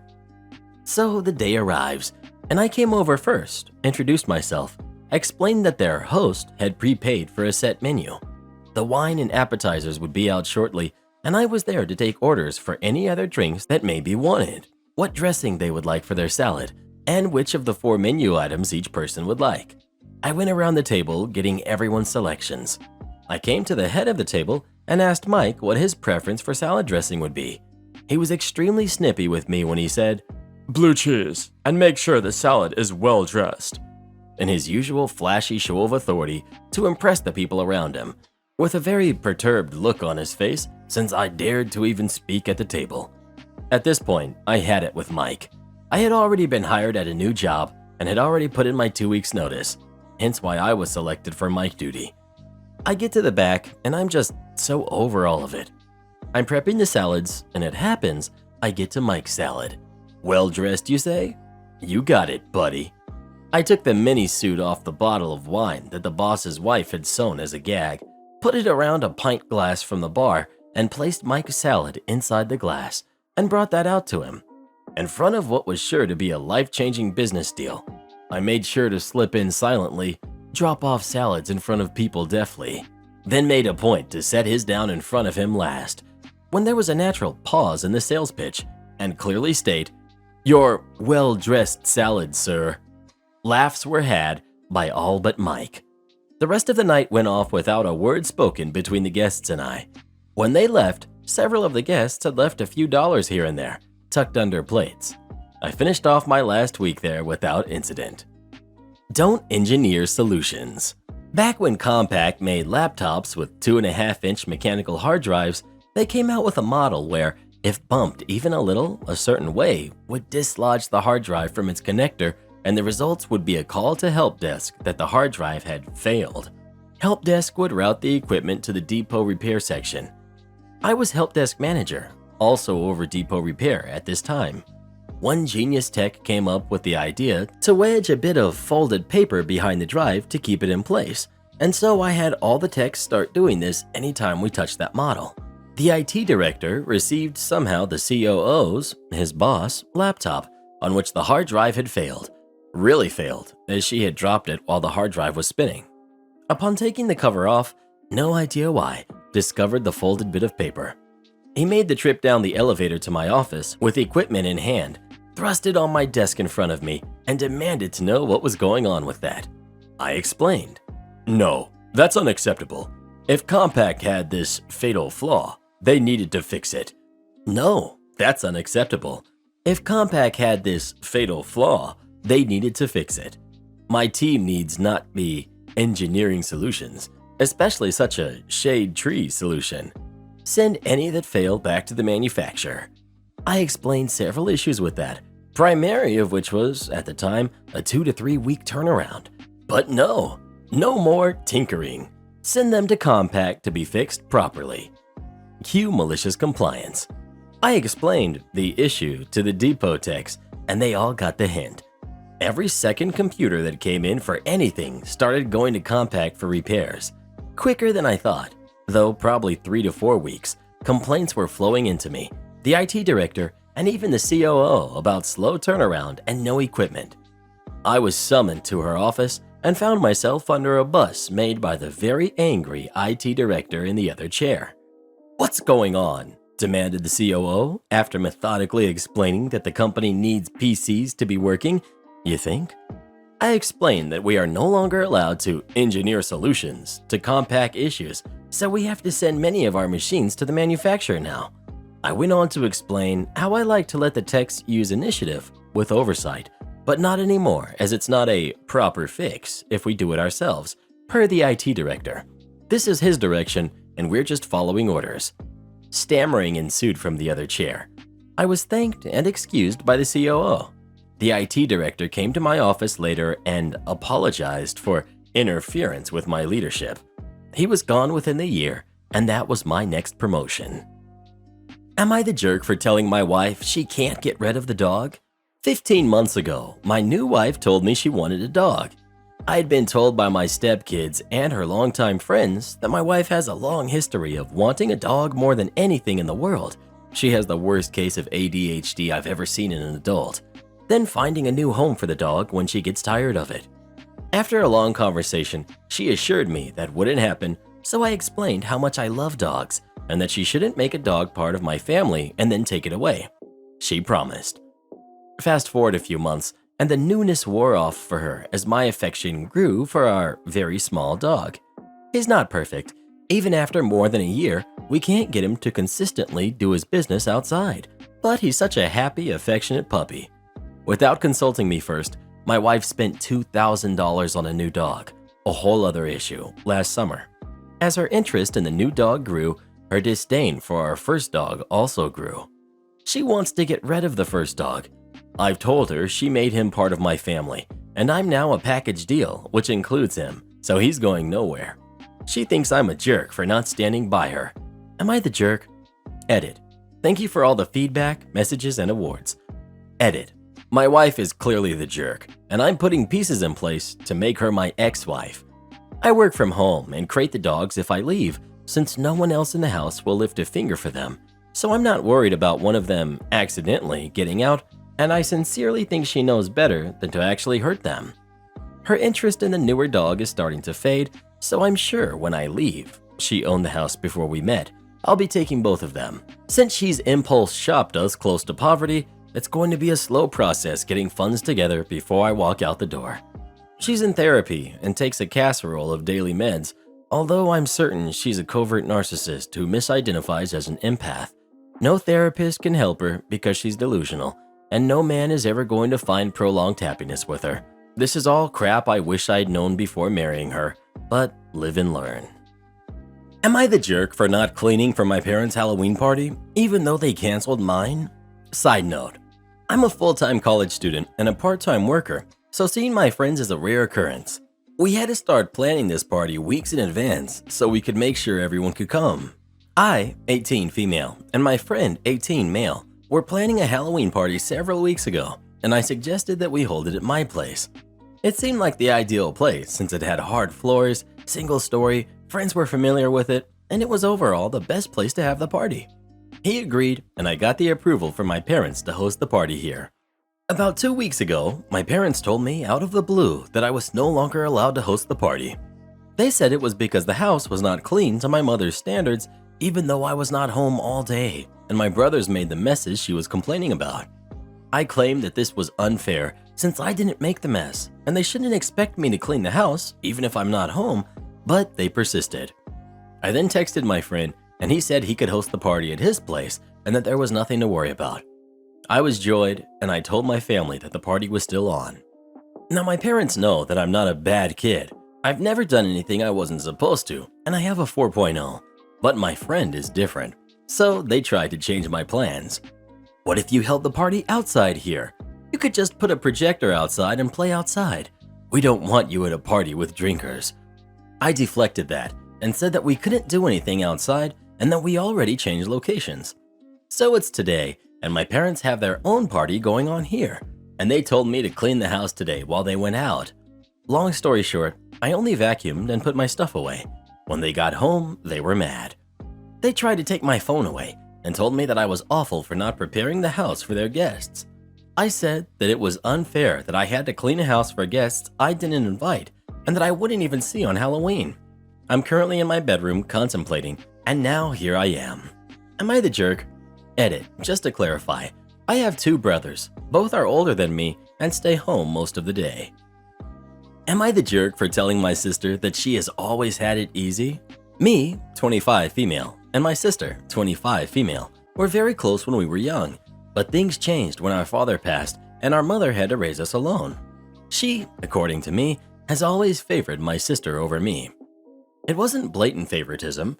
She still cared for me and loved me, but my sister was allowed to go to school dances, dye her hair, wear expensive makeup, buy expensive dresses, things which I wasn't allowed to do. My sister changed, and during middle school, she became the popular girl while I was the nerd. She often ridiculed me during school, and I complained to my mother about this. She comforted me, but never really did anything about the situation. All of this built up resentment for my sister inside me. Every day when I went to school, I had to face her bullying. However, I convinced myself that what she was doing right now didn't matter, that I would end up happier in life because I worked way harder than she did and would end up successful.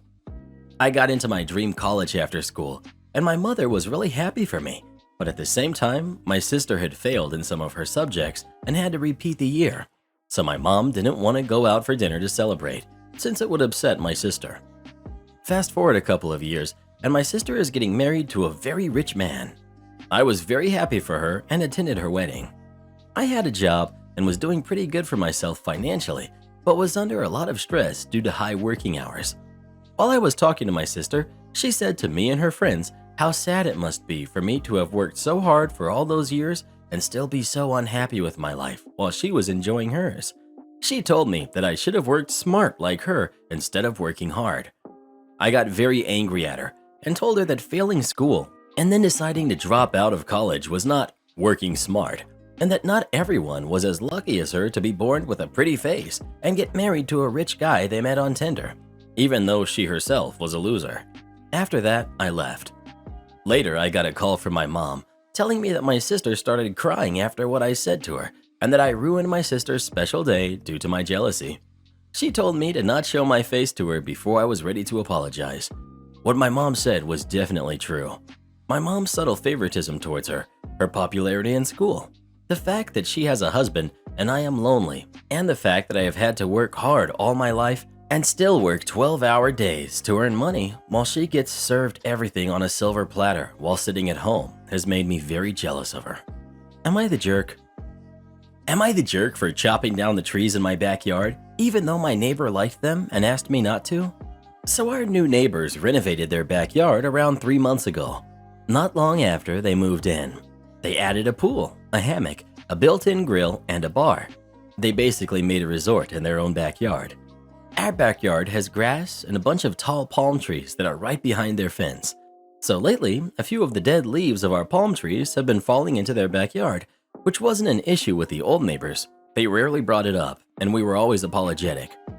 The thing is, we've been considering getting rid of our palm trees for a couple years because of the maintenance, and also because we never spend time in our backyard. So when the neighbors started throwing the leaves back into our yard and yelling at us to be responsible, we decided it was time to cut them down. They didn't like this idea either. They said that when they were planning their backyard, they were considering our trees as part of their scenery, and that without the trees, it would take away from their backyard. They also said that there isn't enough space for them to plant their own trees, so they offered to pay for someone to come to our house to maintain our trees. This would usually be really nice, but at this point, we were set on taking down the trees. And we also didn't want to form a relationship with the neighbors because they were very rude and we would feel like we owed them if they paid for the maintenance. So 2 days ago, we cut down the trees and now they are furious, complaining to all the other neighbors, blasting us on the neighborhood forum and giving out our address. They told us that we are not being neighborly and that we are selfish. We told them that it's our property and we can do whatever we want with it, and they should have been responsible when they decided not to put trees in their yard. So, are we the jerks? Karen forced me to wear a Panda Halloween costume, then got mad at me for joking about it. My wife wanted us all to dress up like pandas for my 7-month-old son's first Halloween. We've been together for 14 years, and I've only worn a Halloween costume twice. I really just don't enjoy dressing up because of how expensive the costume is versus how cheaply it's made. I'm also just not into it. But I understand she just wants to do a cute family thing, so I said okay, fine. I did say no first, but reluctantly said yes. So we went trick-or-treating with my family where I joked with my dad asking where his costume was. When he said he didn't have one, I said, "Oh, that's right, because you're an adult." I also asked my sister and her husband sarcastically why they didn't have matching costumes. I also thought it was weird to trick-or-treat with a 7-month-old. She wanted to bring one of those plastic jack-o'-lantern buckets for candy, and I thought it was so awkward for 2 adults and a baby dressed up with me taking candy. "Trick-or-treat," the grown adult says while pushing a stroller. That candy is obviously not for the baby. She wanted to trick-or-treat because she didn't get to when she was growing up. Alright, but she doesn't understand trick-or-treating. Babies can dress up and go out, but they don't get candy and thus can't go trick-or-treating. So my brother-in-law and my dad were making slight jokes towards me, nothing too serious, and I reciprocated. She was fighting back tears from this. I feel pretty bad, but also think she should have expected this after having me dress up as a panda. Am I the jerk? I just found out my girlfriend has been living a double life, so I called her out on it. I, 23 male, have been dating my girlfriend, Jane, 21 female, for nearly a year. We go to separate colleges about 40 minutes away from one another, but we still see each other multiple times a week. I've noticed, though, that she always prefers to come to my apartment in a small town rather than me visiting her at her apartment. When we talk about family, she is always very reserved and just tells me she's not close with hers. As far as friends go, I've met a great deal of her high school and college friends that all seem average. Now, she had always presented herself as a broke college student and will actively say that fact whenever money comes up and laughs it off. However, I've noticed over the months that despite saying this, she refuses to eat fast food. She likes going on impromptu mini vacations, which by her standards are just staying within the country, but are by no means cheap, and she drives a car worth over $70,000. Last night, we met up with a few of her childhood friends to shoot pool. A few of them noticed that I drive a Tesla that I just bought for myself, brand new this year. It's my pride and joy, and I will admit that I've done quite well for myself over time and building up my own income. Here's where the red flags start. They all called her a different name. Rather than her name that I and all her friends I've met before call her by, they were calling her something else completely. All of these friends were also foreign, coming from Brazil, Spain, Ivory Coast, and etc. Eventually, while talking about my car, a Brazilian girl named Camilla asks Jane if she intended to ask her father to buy her one. Jane just shrugged it off awkwardly with a, maybe. Throughout the night, it became glaringly obvious that all of these childhood friends came from extremely wealthy families, so I asked Jane how she met them. She said that they went to school together overseas for a while and went to summer camps together. Jane also spoke to most of them in languages other than English, mostly French or Spanish, as that's what they all seem to know besides English. After we left back to my place, I asked her what the deal was, and she said that she does come from a well-off family, and the name that her friends called her was her actual name. She just went by a more common one when she came to our state because it was easier for people to pronounce. I felt deceived that she had been lying about her source of income for what seems like years, and that she actually had a lot more money than she had let on. I asked her if I could look at her Venmo, in which I see regular deposits from her father, ranging from $400 to $1,000 weekly as an allowance. I called her a trust fund baby and told her that she's a liar for pretending that she doesn't actually have money when she clearly does, and that she's just masquerading around lower classes and likes looking at how we all live.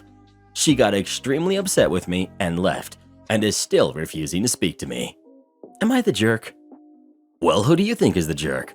OP or his girlfriend? Please let us know. And you wonder why she kept it a secret from you. Am I the jerk for refusing to cook for my husband after he threw away all the food I prepared for my family? My husband, 31 male, and I have been married for a few months. It was a long-distance relationship, and he only met my parents/family a couple of times. Usually when my family visits, I cook their favorite meals for them, and my husband does not like any of those meals and always complains about not finding something to eat despite me offering to include his favorite meals. He'd usually sit with them at the table out of politeness, but only eats appetizers and salads and nothing else. My family noticed and asked about it, and he said he doesn't like what was on the menu. He also complains that I keep leftovers for days later, and I don't cook till leftovers are consumed, by me of course, while he eats fast food. My family planned to visit today. I prepared their favorite meals and all, but they called in the morning and apologized for not being able to come due to family issues, which is fine. Everything cooked was placed in the fridge. I told my husband, and he wasn't thrilled and said, "Great, now who's going to eat all that unwanted food?" He asked when I'm going to cook, and I said till the fridge is empty and there are no leftovers left. He made a face and blurted he won't eat fast food for the next few days as well. Later, I saw him taking the trash out, which was earlier than usual, but I didn't give it much attention till I went to grab milk from the fridge and saw all the containers that had the meals I cooked earlier empty, completely except for one. I immediately confronted him, and he said the food smelled funny, and there was one container that smelled kinda fine, and so he left it alone and threw everything else away. I blew up on him, calling him nuts and unreasonable to throw away edible food and let it go to waste just because he wanted me to cook fresh meals that he likes. He argued that I shouldn't be cooking my family their favorite food every time and should just have them eat what we usually eat, and said that he was so tired of eating fast food till I'm ready to cook again. I told him I won't be cooking again after this stunt, and that he needed to deal with it after throwing away money and energy I spent on the food he threw away. He said I can't blame him because my family chose to not come, and that they were the ones who wasted my efforts. I refused to argue further after I said he could have told me so I could send the food to my family instead of throwing it away. He apologized, but only for not asking me first, but he still says I went overboard by saying I won't cook for him again. He just left to meet his friends to vent, and I'm still super upset over what we both said to each other during the fight. Edit. Okay, I feel I should add that the food I cook is Asian. My family are from Asia originally, while my husband is American. I learned to cook his favorite meals But he's never been open to try and cook by himself, saying it's never gonna work and he'll never make a single decent dish. He said cooking just isn't his thing and called it a lost cause. The little jerk that ruined my Halloween. So, in my house, Halloween is like advanced Christmas. We aren't just into it, we are it. My dad starts setting up well over a month in advance, and we have some stuff, to my chagrin, up all year. The whole property all the way around has hundreds of decorations. So this year, my dad drove over an hour to get the last Jack Skellington animatronic available in our entire state. It cost around $300, but he had to have it to match our Sally by the entrance. So, backstory out of the way. So while my dad's out there amongst the animatronics, giving tours and talking with our literal professional clown friend who's helping out, I'm on candy duty. So a large group of kids comes to the door and immediately knocks Jack over because they are all wanting to crowd and not wait in line. But it wasn't damaged yet. They then almost knocked over Sally as I put up Jack. Eventually, he's standing up and I can give them their candy. So I don't even get a chance to say, take two or take a handful. This kid just takes a handful, then another. I tell him, okay, that's enough. And he takes another handful, saying, wow, this is so much. I once again tell him, that's enough. As I take the bowl and move it to the other side of the door, closer to the other boys, he reaches for a fourth and I move his hand away. Finally, all kids have candy. Everything's fine, right? I can finally give the two princesses who showed up their treats too now. Well, I guess I was wrong. As I'm reaching the bowl out to the girls, I see the kid grab Jack and knock him forward, on purpose. It feels like slow motion as he tips forward, and pop, the head fell off. Jack is laying on the ground, and I'm just standing there, shocked as I see this kid walk away. The poor girl was trying to ask if she can take two, but I was so shocked it took me a while to reply and was awkward. I still feel bad, because it wasn't the girl's fault. I wish I could have told them a cheerful, Happy Halloween. After I give the girls their candy, I straighten up Jack and assess the damage. And yup, he's done for. Wires had a completely clean break. The plastic did not. So, no hopes of twisting the wires back or fitting the head on. After a minute, I go to the group of parents and ask them if they are the parents of the group. They say yes, and I tell them how a kid purposely knocked over Jack while he's currently punching our inflatables. They all immediately knew which kid it was and said something around, yeah, he can be a little rough, in a very dismissive way. Later, I found, according to my dad, the brat was still kicking and punching the inflatables after I left as the dad stood there and the mom said, stop, once, but not actually doing anything. I eventually found my dad and I told him what happened. To say he looked like someone took his puppy as he held Jack's head would be an understatement. I told him he can talk to the parents since they're still here. They might listen to an adult man more than a petite woman. But he couldn't find whose parent was whose, as none of the parents stepped up to take responsibility for their kid. So he didn't say anything. He's still been kinda down, and I've been off. It's his favorite day, and I'm so upset that parents will just stand there and not even care and think they shouldn't even be sympathetic that their kid destroyed someone's expensive property because they are a spoiled brat. This Halloween has been a bad year. Am I the jerk for disabling my boyfriend's access to my Peloton account when he wasn't talking to me? So my boyfriend has had a rough 2020 because he loves to travel and he got laid off from his job at a very big commercial airline that allowed him to travel the world for free. Learning his uncle was diagnosed with cancer in December just added insult to the injury. He went into a pretty deep depression and gained a considerable amount of weight, and I've tried to be supportive by letting him use all of my memberships for free so he can save money while he looks for a job. Have been cooking healthy meals, and I gave him access to my Peloton account so he could do his own workouts from home while I'm at work. We got into a really big argument last week because I fell asleep during a movie. This is his pet peeve, and there have been times in the past where he's stormed out of my place because I've fallen asleep during movies or shows he suggested. When we were in therapy at one point, he said when I fall asleep, it makes him feel like I'm disengaged, and I totally respected that and promised I would inform him when I was either too tired to watch something or was getting sleepy while we were watching something. Last weekend, he suggested we watch a documentary, and 15 minutes into the documentary, he asked me if I was falling asleep, and I said I was getting sleepy, but I wasn't sleeping. 2 minutes later, he insisted that I was sleeping. He said he could hear me breathing loudly, and when I denied it, he accused me of lying about falling asleep. He said the problem wasn't that I was sleeping, it was that I was lying about it.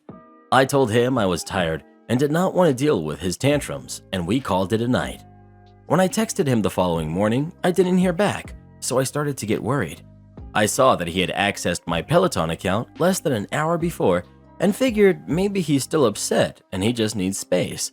But he didn't call or text me back that day for 5 days and continued to use my account each one of those 5 days. When I still hadn't heard a word from him after 5 days, I disabled his access to my account. He accused me of mistreating him when I did that. According to him, I should have known he is not in a good place right now and might need space. He claimed to be doing some 14-day mind-body meditation challenge that I interfered with. I felt bad, but I told him he could have communicated that to me. But since he chose to ghost me instead, I had no way of knowing. Am I the jerk? Update. He came over tonight to talk and I broke things off. The first words out of his mouth were, "What do you have to say for yourself?" We didn't end up talking for long. I asked for my key back, and I hugged him politely at the end. This was nothing like our first breakup, where I was bawling my eyes out. He sent his roommates over to my place immediately after we talked to return most of my belongings, which I didn't ask for. But among them, a sentimental portrait of us, a blender, a scrunchie, and one beat-up Nike sandal. He told his roommate to relay the message that once he found the other sandal, he would send that too. I told his roommate not to even bother. He can throw it away. Thank you, savage internet strangers, for the harsh wake-up call today. I'm done. Am I the jerk for being a Karen and demanding my seat? A bit of context. This happened in the UK, London. I booked a ticket for Sunday evening to go back to my apartment, Northampton. Due to an accident on the tracks, a lot of trains have been delayed or suspended indefinitely. I found this out at the station.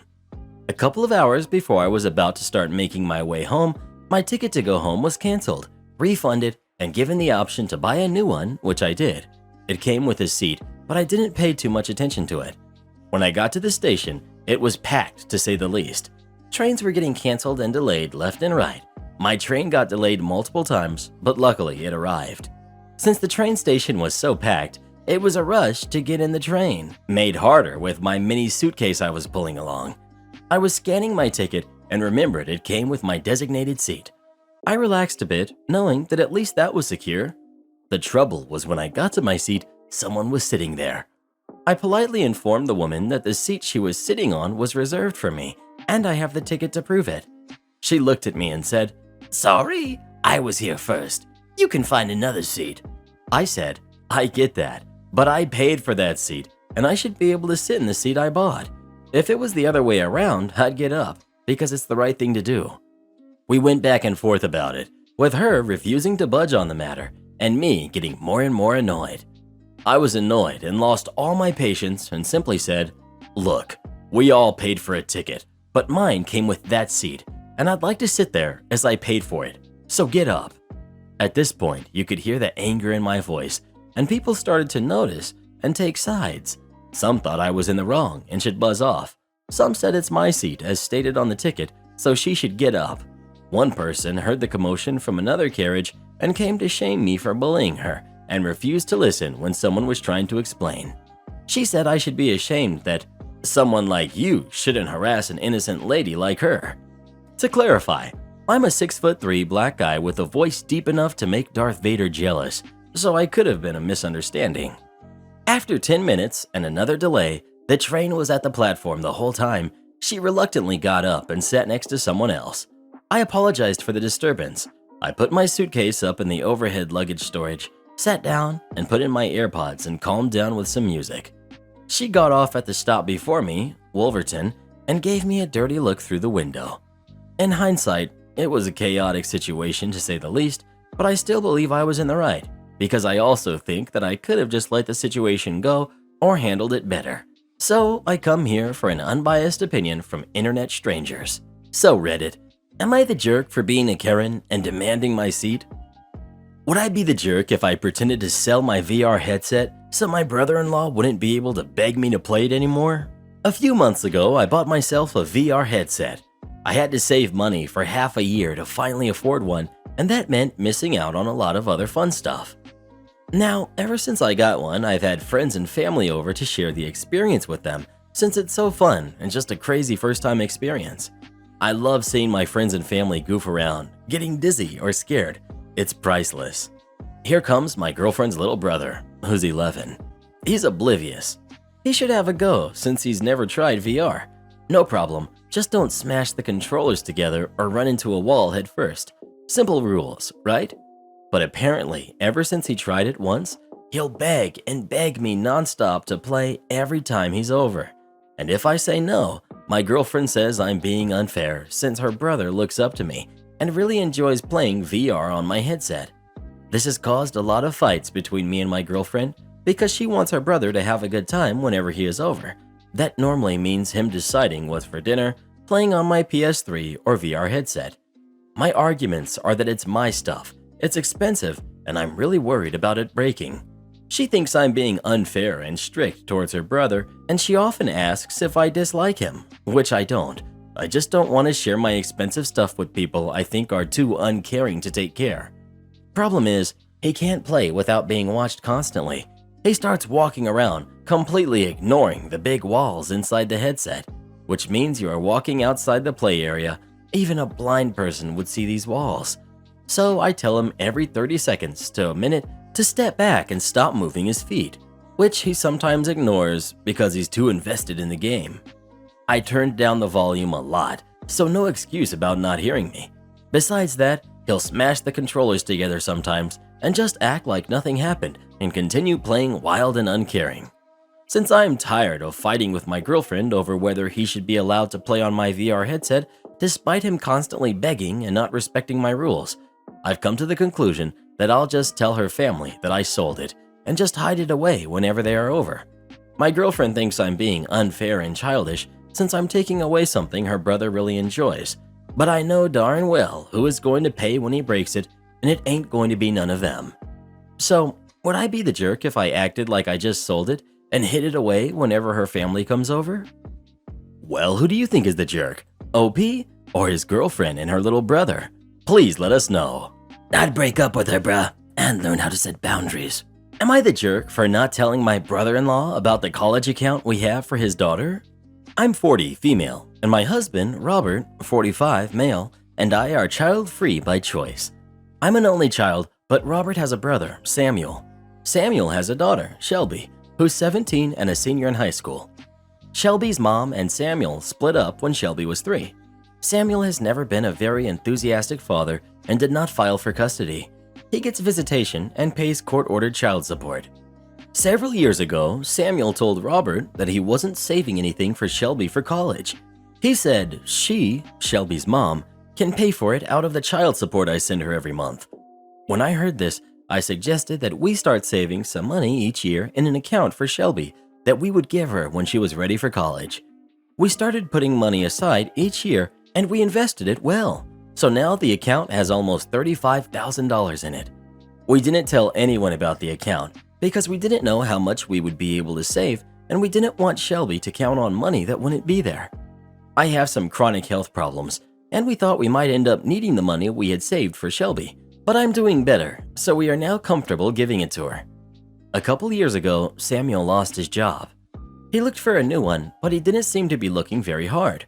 Whenever Robert asked him about it, Samuel would say he would find something when he really needed to, but that he was enjoying having some time off. We assumed he was living off of his savings. He got a new job about a year later and has been working that job since. Last month, Shelby started looking into colleges. We decided we should tell her about the account because knowing the money was available might influence her decisions about where to apply. Shelby was very excited, but Samuel hit the roof. He called Robert and screamed at him about how he really could have used that money to pay his child support while he was unemployed. Then Robert's mom called and started screaming too. Apparently, Robert's parents were actually making Samuel's child support payments while Samuel was unemployed. even though they are retired and on a fixed income. Nobody ever told us that, and Samuel never asked us for a loan or anything. He seemed really nonchalant about not having a job. Now Robert feels terrible because his parents spent a bunch of money on Samuel while we had $30,000 in a savings account. He says we should have told them about the account and offered to help Samuel out. I pointed out that we didn't know for sure that we wouldn't need the money until recently, and that Samuel could have gotten a job to make ends meet rather than taking money from his parents. Am I the jerk? Am I the jerk for asking when we're going to go home and ruining my boyfriend's night out with his friends? Me, 23 female, and my boyfriend, 28 male, 2 years together, were at his friend's house for a party. We both had to be up at 5 in the morning, and this has been our third night in a row where we went and stayed late, even though we had to be up at 5 a.m. Also, never complained either night. We had already been at the party for 6 hours at this point. It was midnight, and we still had a 20 to 25 minute drive back. My boyfriend was with the guys at the party. I went out to tell him that I was tired. Been up since 5 with little sleep from the night before, and it was already midnight and we had to be up early. Then I asked if we were going to go soon. His friends immediately started saying things like, "Before you, he would stay up as late as he wanted," or that I'm always with him and that you need to let him do what he wants. Also saying I have nothing to do with my day, only my boyfriend does, so I shouldn't worry about it, how early I have to wake up, etc. This made me extremely upset because while these guys were all saying this to me, my boyfriend just sat there and watched and didn't say anything. All I asked was what time we were going because I was tired, not that he had to leave now. I was really upset, so I went inside, but the whole situation made me get upset and cry, and I obviously didn't want to cry in front of people at the party. I went outside to sit in my car, where he eventually came and got in the car mad. I'm assuming he thought I was waiting for him to leave. I drove us home, and he played the victim the whole night. He said he had to leave because of me. I control his life. I'm overdramatic. I told him how I felt and how he let everyone attack me for no reason. He said he wasn't going to apologize and he would tell me exactly why tomorrow. Am I the jerk? Edit. I always drive because he drinks. I don't. We don't ever usually leave separately. He would also get upset if I leave without him. Uber and Lyft is not a thing where we live. Next week, I'm going to fire you. Worked for a crappy airline company. Let's just make up a name. United Blair Lines. At this company, they started a smaller company that could hire and train people to run planes, but pay them way less at certain airports. Where my colleagues at other airports were making over $20 an hour, I was getting paid $10.25 for the same, and sometimes more, work. It honestly would scare you to know how little the people who are the ones that make sure your planes take off safely are paid. All of us had 2 to 3 jobs to be able to pay rent, and we were all in the job for the benefits. Free flights to anywhere in the country, on standby. Anyway, I had a boss, we'll call him Jim. I could tell many stories on how terrible of a boss he was, but this one has actual malicious compliance. I had to go to the hospital from the airport because of intense pain in my stomach. It turns out that because of stress caused by that job, my intestines decided to stop functioning. Anyway, I spent the day in the hospital, and then they gave me a note saying that I didn't have to work the next 2 days. I told Jim's boss that, since I hated talking to Jim.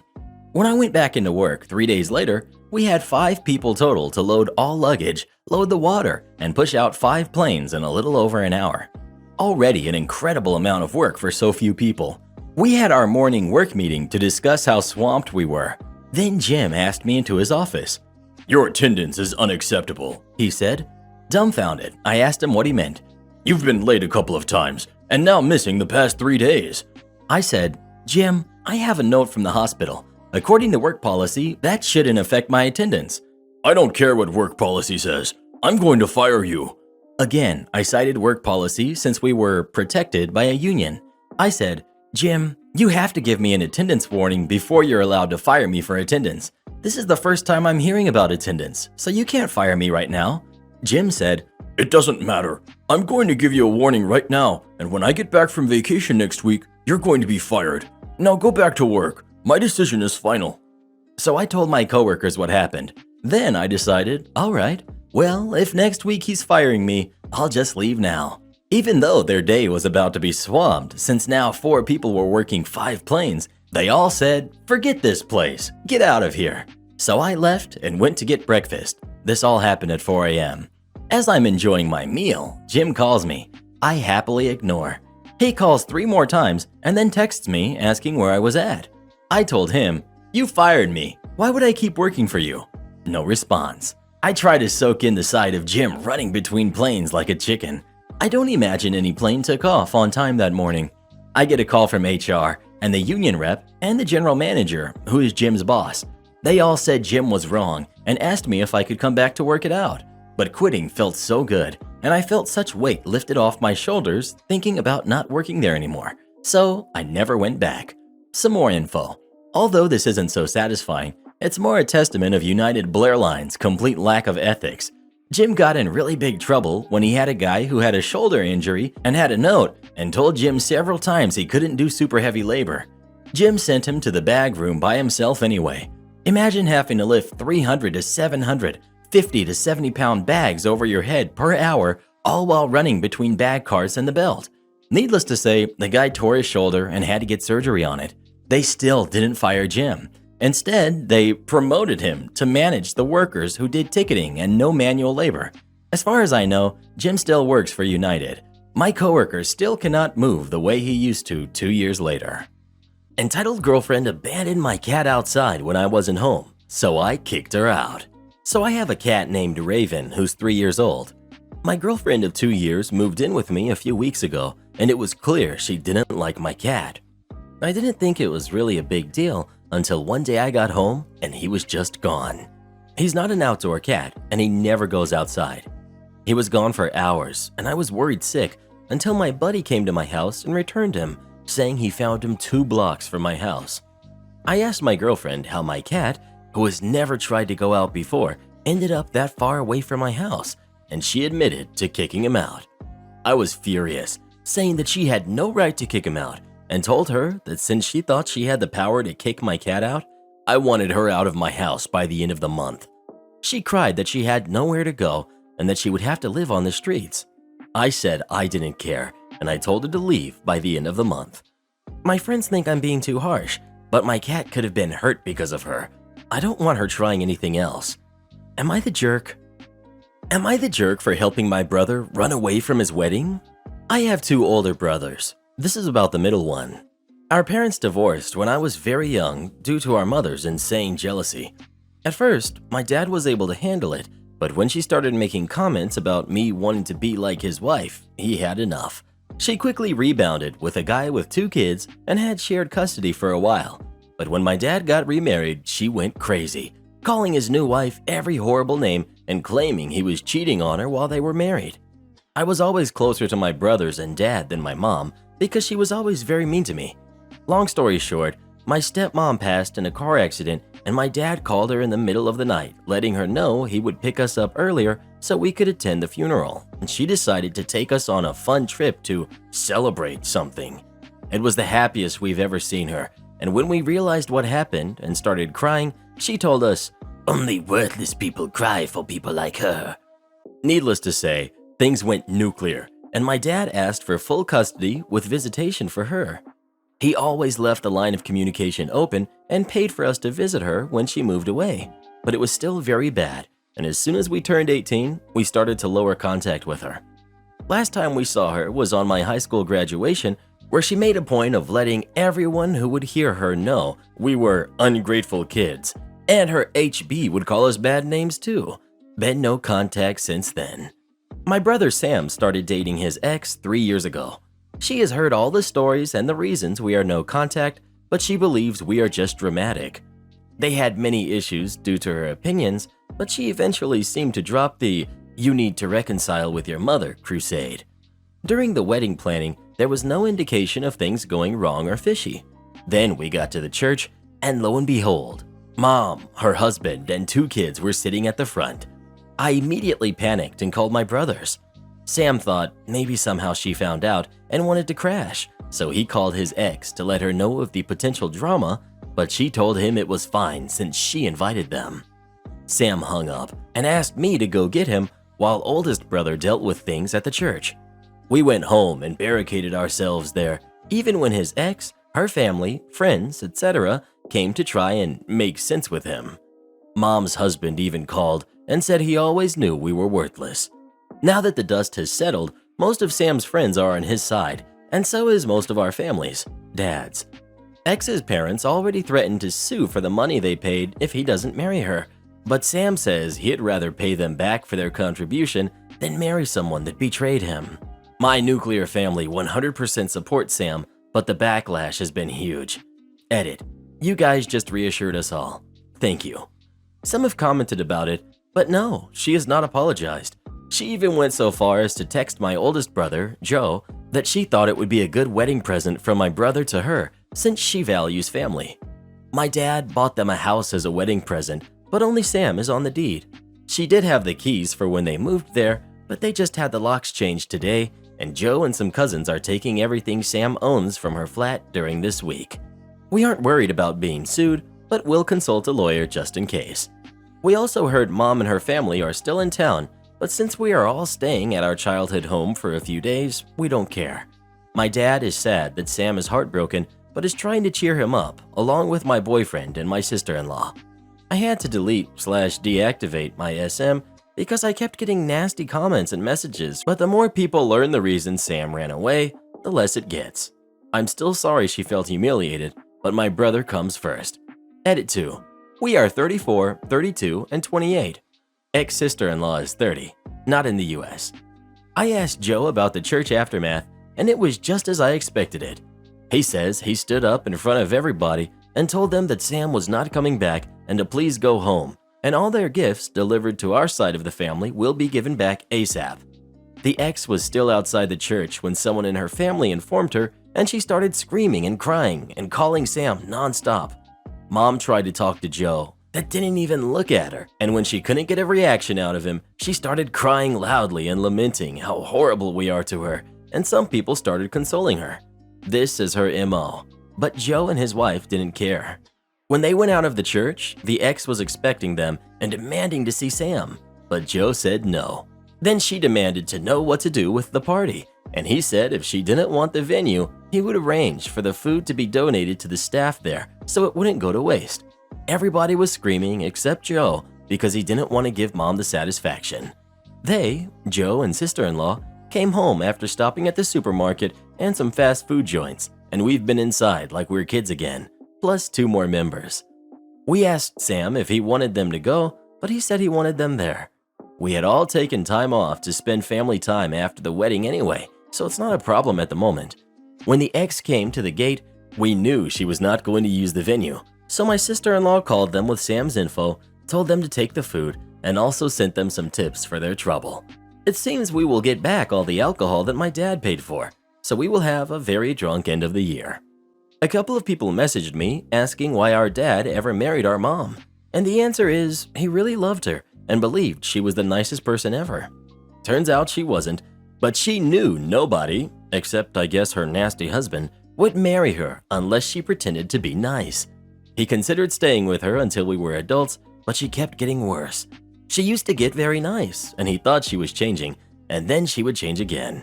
As per my ex-sister-in-law, we have no doubt she believes Mom is a nice person that has ungrateful kids because she's extremely charming, and for some people, it's funny to make fun of others as long as it's not directed at them, but it still doesn't excuse X. The only person Sam gave an explanation to was his boss, who was at the church, but he is very understanding and was pretty shocked of what Mom put us through since we are fairly adjusted, happy people. Our dad said that it was a shock for all of us and we can stay home as long as we need. Sam is moving home for the time being. I showed my family the post and they are moved by your niceness, but Sam wants you all to know X wasn't showing any concerning behaviors and he truly believed she understood his upbringing. He agreed to talk to her and her parents today, but only if it's at our home and we are there to support him. So it's going to be an interesting visit. If it's not in writing, it didn't happen. Goes both ways. My new manager at work is one of those people that absolutely has to be in control. Even when you're exceeding every scorecard measure, keeping your head down, not putting a toe out of line, she still asks you to come to a meeting room to discuss some minor issue or another. Recently, she pulled me into a meeting to discuss me being late to work. Protocol is to call in, say we'll be late, then submit a schedule adjustment request when we arrive. She accused me of not calling in or submitting a request, but I was able to prove that I did. Only instead of leaving it at that, she insisted I now needed to call her and explain why I was late. That's not the process, I told her, and she said she was making a new one. So now I call her at 6 a.m. on her day off to let her know if I'm going to be late. She also had a meeting with me because my scorecard for a stat was 99 out of 100 with a target of 50. She had to point out the 1/100th I missed. She also did the same for a handling time issue where I'm hitting an average of 600 seconds with a target of 1500 seconds. She needed to tell me about a call I took too long on. Suffice to say, complaints have been raised to her manager. Following an incident where she was asked to follow up on something for me and claimed if it's not in writing, it didn't happen, I've been asking for everything in writing and repeat that mantra back to her when she claims to have told me something. Last week, she asked me to see her after my call. I walked over and she wasn't there, so went back to my desk. She asked me why I didn't stay around, and I reminded her of the time she put in writing that I wasn't to spend more than 1 minute waiting for her if she asked to see me, and was to go back to my desk to take calls, not waste time. She asked me to come over again, and when I did, she wasn't there. This repeated twice more before my shift was over. Each time I documented, logged out at 14:14:35, came to your desk, you were not there, spent 45 seconds waiting, returned to desk and took another call at 14:16:38 p.m. in chat. She messages me to ask what time I finish. I tell her it was 2 minutes prior and she says we can catch up now. I tell her that my shift is over and if she'll approve an overtime pay for an out-of-hours meeting. She tells me not to be silly and it'll only take 10 minutes. I refuse and say if I don't get paid, we can do it tomorrow when I'm being paid. She's typing, then not, then typing, then not, choosing her words. I know she's angry at being challenged and she decided to employ one of the tactics she used when she managed a team for a company where this was standard practice. Okay, well, if you'd like to go home now, I can always make it a formal meeting. A formal meeting where I work is code for a meeting with HR, documented on your record for misconduct and repeated issues. She thinks she's won. Not a problem. Make a formal meeting. Ensure I have 24 hours notice, send a formal invite, and I will bring a support person with me. I log out and leave, but not before grabbing screenshots and saving a copy of the chat logs. Next day, she's called my bluff and has a meeting scheduled. I send it to my union rep and she comes in on the day. HR sits down with us and opens with, "So, we're here today to discuss some concerns. Your team leader asked you to attend an off-the-cuff catch-up 3 times and for some reason you refused." I quickly clarify what actually happened. My manager claims otherwise and I repeat her mantra. If it's not in writing, it didn't happen. Then I supply receipts, her demands to put things in writing, her chat, her timestamps, my call logs, and her messages to me afterwards. My union rep stares at the two of them with a small smile and asks, "So, do you maintain the position that employees should attend meetings unpaid and that misconduct investigations are a good use of resources if they refuse?" HR said there may have been a miscommunication and that I could return to work. I have it put in writing that I am not accused of any misconduct and have been cleared of any false accusations with nothing documented on my staff file. Yesterday, my team was advised that our team leader has decided to pursue opportunities outside of the company, and we were getting a new manager. No, I'm not going to wake a guest for your stupidity. Some backstory first. This guest, let's call her Karen, was checked into a room and she did not like the room. Said the carpet was sticky. Alright, so my coworker moves Karen to another room. Mind you, I haven't come on shift yet. This was around 7 p.m. I get on at 11 p.m. I'm now on shift. My coworker informs me the room, let's call it 999, was checked for the sticky carpet, but housekeeping and management didn't find anything wrong. So they made sure the room was put back to VR, aka vacant ready. But just to be sure, they put it also as OOO, aka out of order, but could be used if needed, and I could reduce the room's rate. At about 12:30 a.m. when a couple comes in, super nice and not from the area.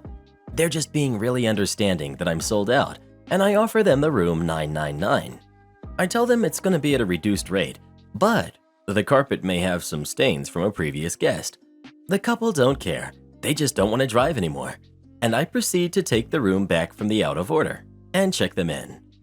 After that, the night is quiet, and I'm enjoying the night with some anime on my iPad after completing all of the tasks and restocking the marketplace. Until 6:50, 10 minutes before the end of my shift. I get a call from the former guest of room 999 saying she can't find her keys and that she left them in the room. I tell her that room has already been cleaned and sold to someone else, so her keys would be in the housekeeping department if they were found. Housekeeping doesn't come in until 9 a.m. She tells me to go to the office to look for them. I inform her I cannot, because I'm the only one on the property currently. She makes a big scene that this is a terribly run hotel if only one person is here. My property is only 288 rooms, not a big fancy 5-star resort. We have security, but they had already gone home at 6 a.m. She's giving me that entitled vibe as to leave the front desk to go find her keys, and I tell her I cannot leave the front desk until my coworker arrives. Her husband has now come down and is on the phone with corporate saying I won't cooperate with them. And not 3 minutes later, corporate calls asking why I'm not helping the guest out. And of course, corporate, only hearing the one side, is giving me grief. So I tell the lady from corporate what's going on, and she then hangs up on me, leading me to believe either corporate had better things to do or this wasn't corporate at all, but a family member pretending to be so I would be scared. You can't scare someone who's following protocol and who has awesome bosses. My coworker comes in and she darts for him, saying in her Karen voice, "Oh, look, another employee." She then proceeds to tell him I'm not helping her look for her keys. My coworker, who just got on, has that, "Oh man, I just clocked in" look, and I feel for him. He's a supervisor, and I'm the MOD. So technically, I still have the higher authority. So I ask him to mind the front desk while I go to housekeeping to look in the lost and found. Short story long, no keys. I come back and inform the guest of this, and now she wants me to call the room 999 to see if we can go up there to look for the keys. I immediately tell her no. Then she tells me that she will call the room, and I snap. I am 6 foot, she was 5'2", and her husband perhaps 5'8", so I'm still commanding the high ground. I tell her, "Ma'am, if you call that room at all, you will be removed from the property. I will not hesitate to evict you and call the police if you do not comply. Now you will wait until that guest checks out, and we will inspect the room after they have left, and we will see if your keys are there." She and her husband have nothing left to stand on after that and leave with the "we'll get you fired" face and go to breakfast. I later call the GM and inform him of the situation, and he says, "Yeah, we're not bothering another guest because of someone else's stupidity." Cut to me coming back on later that night to do my night audit again. I find out that the keys were not in the room 999, that my supervisor asked the couple in room 999 if their phone rang anytime in the morning. It did not. Now I'm hoping Karen comes down so I can ask if they found their keys, but I never see them and they're due to check out today. Oh well, I made sure to put in the notes, no late checkout, and if the FDA does allow it, charge the max late checkout fee. Trainee showed up today and is mad that she actually has to work. Nightmare trainee showed up today and wasn't on the schedule until tomorrow. Told her she wasn't on the schedule today and she said she didn't care. She already clocked in and she's not leaving until 11 p.m. Okay then. Manager didn't care that she was here. She was giving dirty looks to everyone, especially me, and not really talking to me for like the first hour. She said she's not awake and needs caffeine and to not talk to her. Okay, but you showed up on a day you weren't scheduled and you still need to do pre-shift inventory. She told the girl in housekeeping that she went trick-or-treating at her dad's house yesterday with her siblings, that she went to a party after with her cousins and didn't get home until after 4. I'm having her do all the check-ins because manager said she needs to do check-ins and learn the computer system. No more observing like last week. She even told her that today before she left, and the girl gave her a dirty look and rolled her eyes at her when she walked out the door. I'm literally not doing a single check-in, and she keeps asking me what to do next while people are at the desk. I've gone over this numerous times, Even made her a list, and I told her to look at the list. She doesn't say hi when guests come into the hotel. She gives them the death stare, and she doesn't talk to them while checking in or explain any of the amenities we offer when you are done checking them in. I told her she needs to talk to them, and she said she needs to get the computer system down first. And I said, you have to do both. And she said, yeah, I'll think about it, and rolled her eyes at me. A guy got irritated with her on the phone because she was trying to make a reservation, and she asked for his card number 4 different times because she kept messing up the number. And she said to the guy, because you keep giving me an attitude, you can find somewhere else to stay. And she hung up. I told her that was unacceptable, and you cannot treat guests like that. And she told me to answer the phone then, and she doesn't have the patience for this. She also answers the phone only saying the name of the hotel. We have an entire greeting message posted on the phone that she's supposed to say. She's currently on break and leaving me with the check-ins, which is fine, she's entitled to a break, but only half an hour. She's been gone for an hour. She told me before she left that she wants to cry and this is too much and she wants to quit. I didn't really say anything, but in my head I said, please do. She said if she quits, her mother would throw her out and she can't live with her dad, and started getting into that. I was barely listening. I don't really care. It's like I'm not interested in listening to your sarcastic jokes, personal life, being friends, none of that. I'm here to train you, and that's it. Her car is still out there, so she's still here somewhere. It's only 6:20 p.m., and I still have 5 more hours of this crap. I'll update again when I get home. I expect this parking situation to be solved immediately without additional emails or text messages. Okay, done. I am a building manager and I took over 2 residential apartment blocks. Part of my duties include assigning parking spots. Due to the incompetence and neglect of the previous management company, I inherited a parking lot which was a complete organizational disaster. Multiple tenants believing they had been assigned the same spot. Tenants parking in spots but not paying, etc. And of course, the parking map, which is supposed to be regularly updated, had not seen an update in almost 16 months.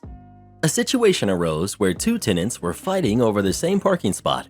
Instead of coming to management to resolve, they engaged in a nasty gram war, which consisted of leaving mean notes on each other's cars. Eventually, this dispute spilled over and I was contacted by one of them. The conversation was simple but plain. I expressed understanding about their frustration and I asked specific questions to help figure out who was originally assigned that parking spot. I explained how previous management failed to maintain order in the parking map and that I would cheerfully resolve the issue. Instead of replying to my simple question, when were you assigned that spot? When did you sign your lease? They sent me an all-caps email which, in part, read, I do not have to answer any questions, and I expect this parking situation to be resolved immediately with no more emails or text messages. Well, if they had just answered my questions, I could have resolved the situation. I suspected they were the original tenant assigned the spot, and it was indeed theirs. But since they would not answer questions and insisted on resolution immediately, I did what I could. I assigned the other tenant that spot, and I replied, in order to resolve the issue without communication, you are now assigned spot number 64. If you continue to park in spot 35, you will be towed immediately, as it is now assigned to a different tenant. I gave them the spot right next to the dumpsters. Now they can enjoy the stench of rotting garbage and a cloud of wasps every trip to their car, which is almost 100 meters further away from their door. 2 days later, they approached me in person and apologized for their behavior. I said, no worries, I don't hold grudges. They asked if I could reassign them their old spot. No. It doesn't make it faster for us to be on the phone. I work on an IT help desk. It is what you think it is. One of the things we support is mobile phones. However, the company my company supports, and the one I'm on the desk for, has supplied us and the user with handy-dandy guides on how to do pretty much everything that's needed on mobile phones. It's really airtight, and I love directing people on the guide because it has a video and steps on how to do things. They can find it on the intranet in the IT section. However, since the average caller never reads the guides, we often get callers who think that we can magically do things over the phone to fix it. These are people who get up, get dressed, tie their shoelaces, and completely forget how to do anything but breathe when they get on the phone to us. You think that's hyperbole, but I've been asked which finger they need to use to tap on the phone. One such user logged a ticket and demanded a call back from an expert. He was given the user guide link, and oh boy, did not like that. He called and got through to me, and I explained that we have the exact same guide and that I would only be reading it out to him over the phone as he read it on his end. Naturally, he didn't listen to a word I said and demanded I help him because he doesn't have time for the guide and he'd rather speak to a tech person to sort it out. Cue malicious compliance. I spend an hour and 20 minutes on the phone, slowly going through the guide word for word and making sure he'd follow every step. I even got it on his laptop screen that I can access. He asked several times if we were almost done, to which I reiterated, "You can come back to this at your leisure, using the guide on the intranet." Mobile phones are not managed in the same way as computers. We can't remote access it and fix things. He had meetings, lunch, all sorts of things lined up that got shifted out of whack on his calendar, and every message he received on his laptop that he answered, I made sure to go back a couple steps just to confirm what we had done so far. He wanted to speak to an expert, so I just made the guide speak through me. Edit. Thank you for all the awards. I'd like to address a couple things. 1. I should support them regardless and do my job. Copy pasta. My job isn't customer service, and phone issues are referred to the guide because we do not receive training on the mobile phones. I cannot support something I do not know how to operate, and there isn't a mobile phone expert. I was complying with help desk policy. Refer to the guide for mobile phones. 2. Will this come up in performance review for the user? Or myself, for that matter. Users say dumb things, and I do think everyone needs basic IT literacy training or requirements. People use IT or any other help desk as confessionals and tell you what they don't know, amongst other things, because they don't realize the person on the other end is human too. We are spoken at, not to. It's almost like a badge of honor to not know IT literacy. And for me, I've already spoken to my manager who had nothing to say about it. 3. I'm bad at my job. Well, I perform at a level I'd say is adequate to the letter. Some people say that's bad, but targets are met, and that's the important takeaway. I have no aspirations for progression because I'm leaving IT to follow my other dream job, which has nothing to do with IT. Sometimes I can't stand small family-owned businesses. I work in a small new restaurant owned by a husband and wife. We have about 35 seats, 12 tables, and sell pastries and coffee at the counter. There's only one other employee besides me, which is the line cook. I'm actually the pastry cook, but on service days I waitress with the wife owner. We do all of front of house, and the husband and the line cook do all of back of house, except putting away dishes. The line cook and I have been here 1 month. As you can imagine, it's a crap show.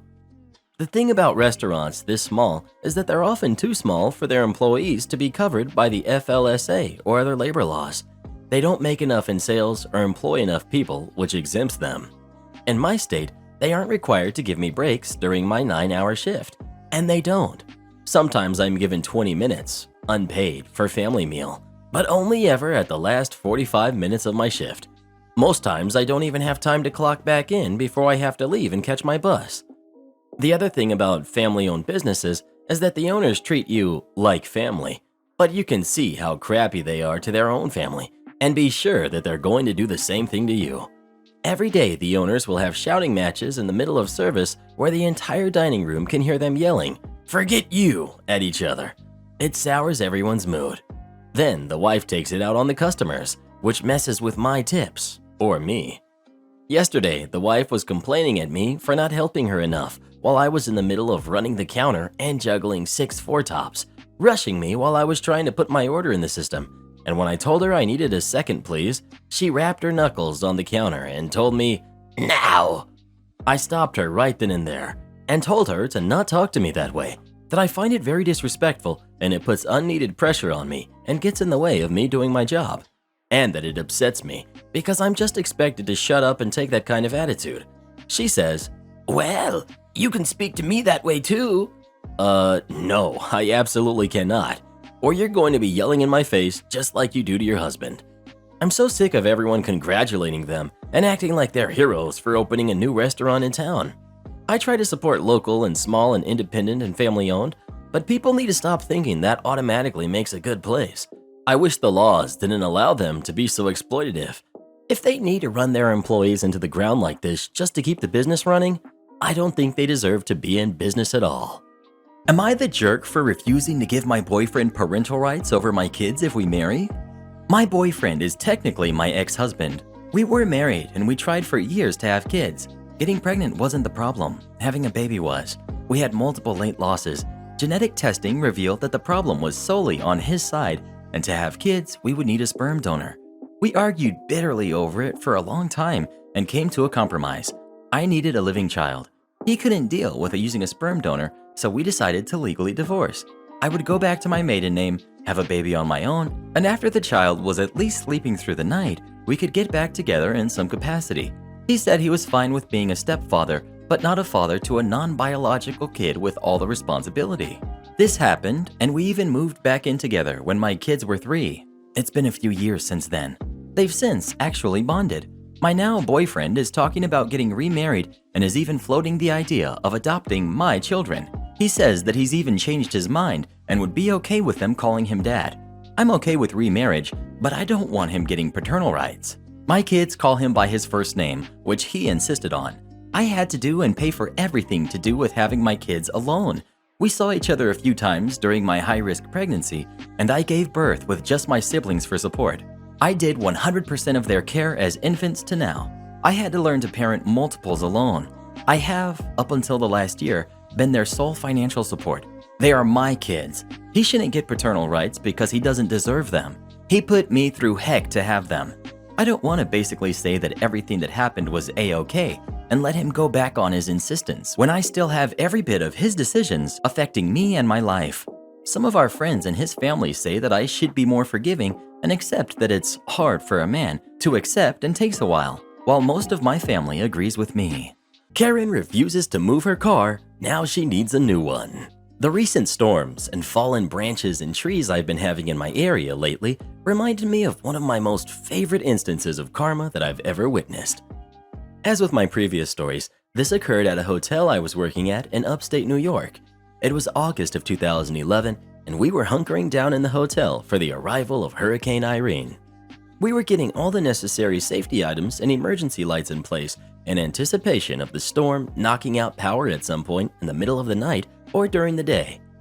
The night the storm hit us, I came in a few hours early before my night audit shift to help with any of the prep and setup. While I was standing at the front desk, the local police showed up and asked us if we could clear all of the cars out of the driveway in front of the hotel so that if emergency vehicles needed to access the hotel, there weren't any cars blocking their way. I had my valet guys move the cars over to the large parking lot off to the side and park them square in the middle, away from the trees and branches. As I was watching them move cars, a guest rolls up and drives up in her Porsche right into the driveway and parked it along the side. She was walking with a purpose, and before I even spoke to her, I knew what her response was going to be. Me. "Excuse me, ma'am." Porsche driver. "What?" Me. "We need you to move your vehicle over to that parking lot so we can keep the driveway clear for emergency services. I can have one of my valet guys move it for you." "I'm not moving my car. It stays right where I can see it." Me. "Ma'am, this isn't really an option. It needs to be moved or the police will have it moved." "If you or the police so much as lay a finger on my car, I'm suing all of you." She stormed off to the bar, and that was the last we saw of her that afternoon. The police came back to check on us and saw the car in the driveway. They said, "Thought we asked you guys to clear the driveway." I relayed the story to them and said I could point the lady out at the bar. They just rolled their eyes and decided it wasn't worth the hassle. Later that night, as I was running the night audit reports, the wind picked up, letting myself and the overnight maintenance guy know that the storm was approaching. We stood outside under the Porsche and watched as the rain and wind started coming in harder and harder. At that point, a police car pulled up and parked in front of us just to make sure we were okay. We asked him if he needed a top-up on his coffee since we had brewed a fresh pot, and he took us up on that offer. As he got out of his car, the wind began breaking off branches on the smaller trees across the road and surrounding the parking lot where we had moved guests' cars. We went inside the lobby to watch as some of the trees began to sway and break, when all of a sudden we heard snap, boom, crash, beep. One of the largest branches from the tree next to our driveway had snapped off and landed square on the jerk's Porsche. The three of us watching let out a simultaneous, "Holy smokes." We sat there, stunned, when the maintenance guy spoke up. You're the police. Shouldn't you go out there and assess or something?" Policeman responded, "Yeah, probably should write up a report on that." We were sitting there debating whether we should call the lady in her room when the power went out, and we had to abandon the thought and go wake up the employees that were sleeping at the hotel so they could help set up glow sticks and lights on all of the floors. As the sun started coming up, some of the employees started walking the floor to collect the glow sticks and lights when one of them saw the Karen come out of her room and walk over to a window overlooking the driveway. She ran down to the front desk as soon as she heard a guest yell, "What the heck?"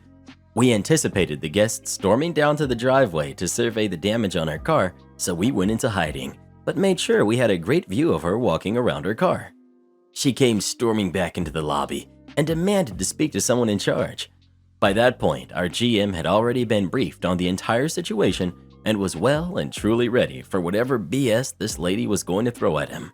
I'm not sure what happened after that, other than a tow truck had to come and pick up her car. I believe she did try to sue, but there were enough witnesses to corroborate our story that she was asked to move her car for that very reason, and she didn't comply. Entitled woman demands I leave the bus because my eye is scaring her baby. For a bit of context, I was born with only 7 months in the womb instead of 9. That said, it appears the right side of my body didn't form in a fully correct way. It's not that I am deformed and don't even look human. I just have some weird characteristics in my right side of my body. Like a small birthmark, one of my fingers in the right hand always looks jammed, and the most noticeable, my right eye is a bit smaller than the other and has a tiny deformity in the cornea. That being said, my right eye sometimes goes a bit to the right when I get too concentrated or too distracted, and I cannot control it. It just happens randomly and stops randomly, and I've been told that when I'm on moving vehicles, my eye seems to move alongside it. Like when it jumps or trembles, my eye does too. But I've talked about this to many medics and doctors, and they've all told me the same. No surgery can fix it, and an eye patch would only get my eyesight worse. I have glasses, by the way, like I cannot see. And by that, I mean that I sometimes cannot read big letters on the other side of the road. So, having said that, let's move to the story. Here where I live, when you reach middle or high school, it's the same here, secondary school. It's just basic and advanced/oriented. You no longer have PE classes at school, but on a club paid by the school. So to move there, I used the bus.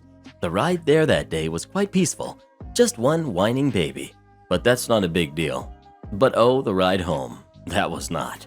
After 15 minutes waiting in the sun, the bus finally arrived, and I hopped in, paid for my ride, and sat down. Just a few stops later, enter the entitled mom and the entitled kid of the story. So, I was sitting at almost the back of the bus, and this lady, who looked like she was around her late 40s, and the kid, who looked to be on his 12 or 13 years, walked to the back. The entitled mom made a loud, ahem, noise, but I was not moving. There literally were seats next to her.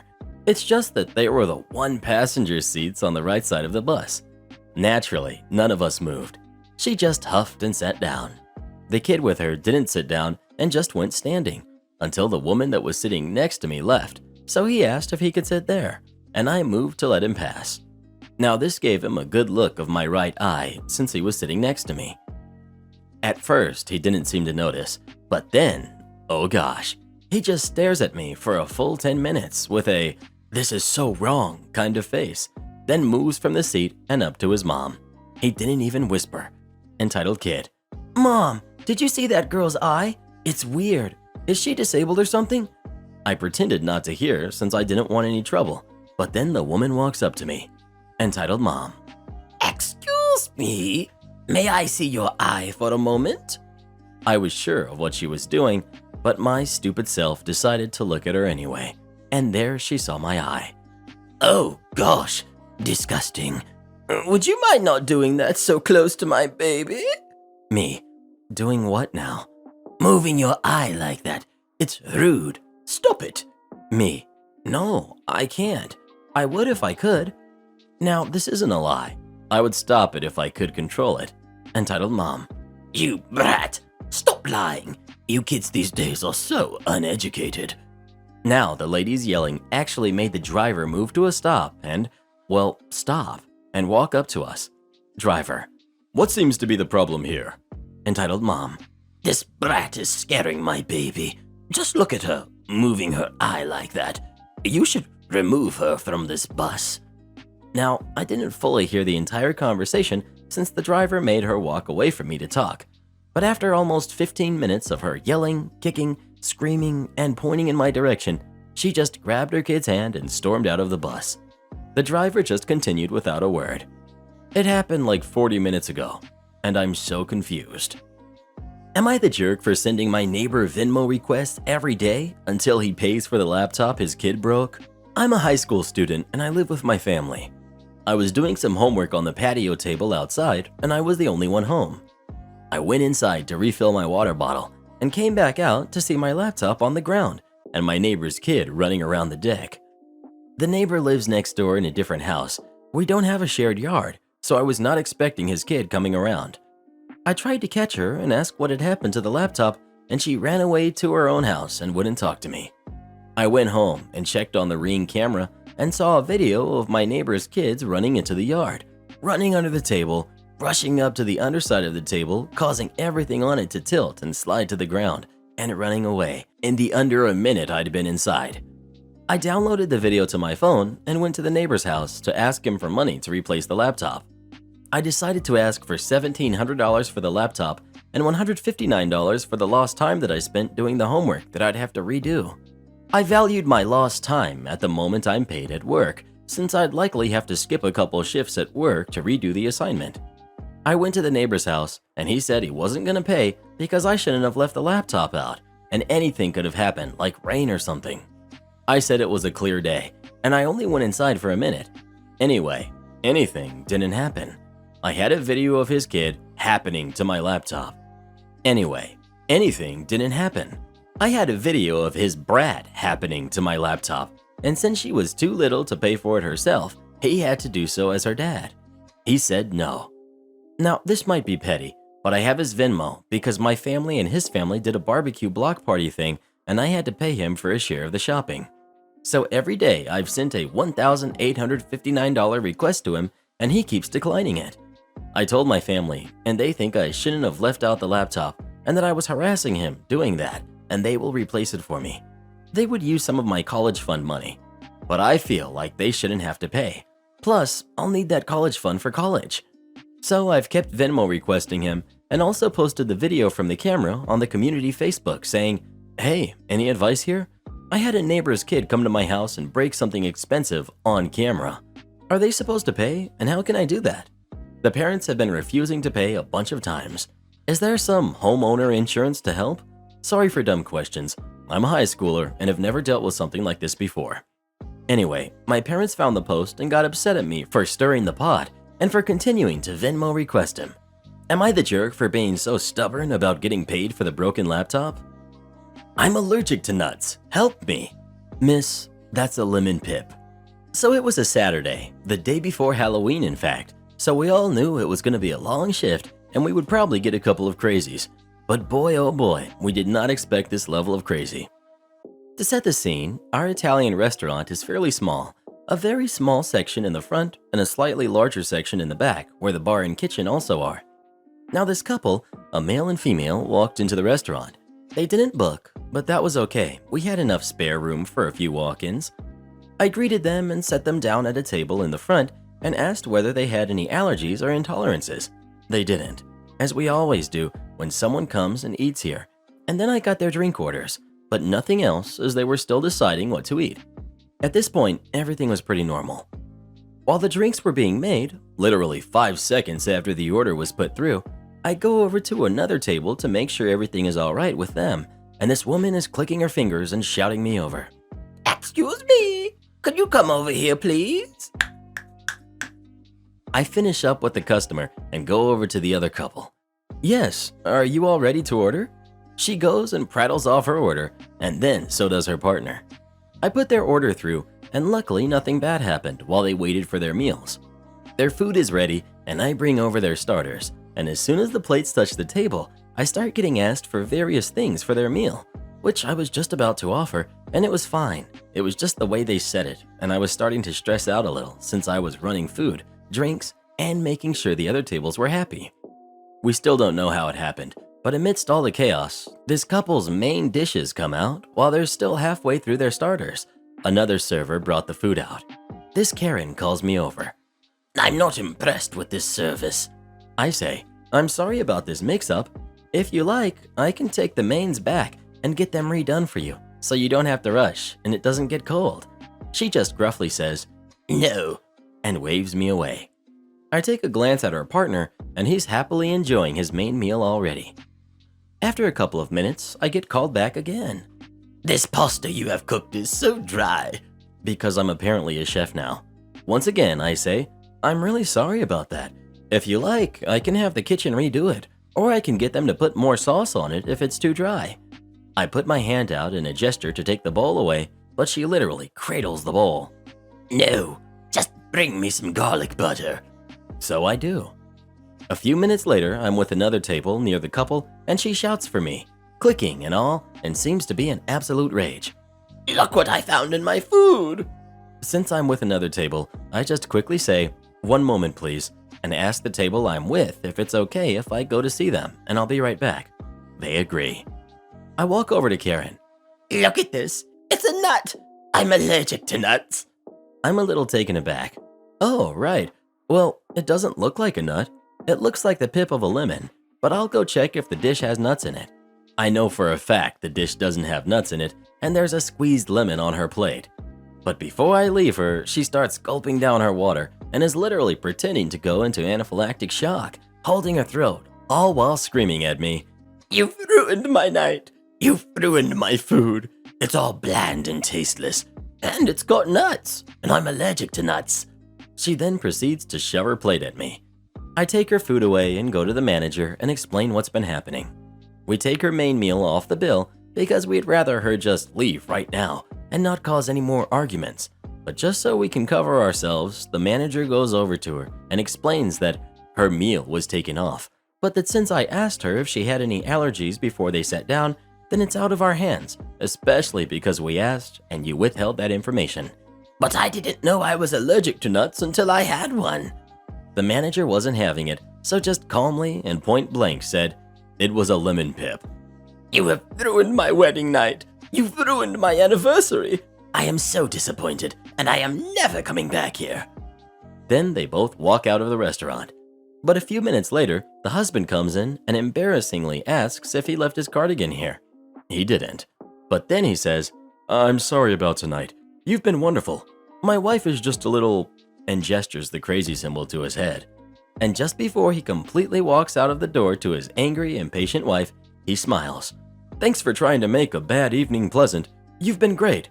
And he leaves. Best part is, all the tables who saw what happened mocked Karen, with one table saying, I need my dinner discounted because I'm allergic to jerks.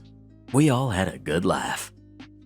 You keep having my time estimates? You're right, my estimates should be more reliable. A couple of decades ago, I was working as the only technical writer in a fairly large team of developers. Our manager was Cambridge educated, liked to cut estimates, and was particularly convinced that my job was easy and quick, and that I was lazy and terrible at estimates. He'd point out that the worst typist could type a page of text in an hour, so I should be getting through at least 8 pages of user manual a day. When he halved my time estimates and gave me the new deadlines, I, like the doofus I was, slaved away, worked unpaid overtime, and squeaked on over the line. And then usually ended up taking a couple of days sick leave to recover.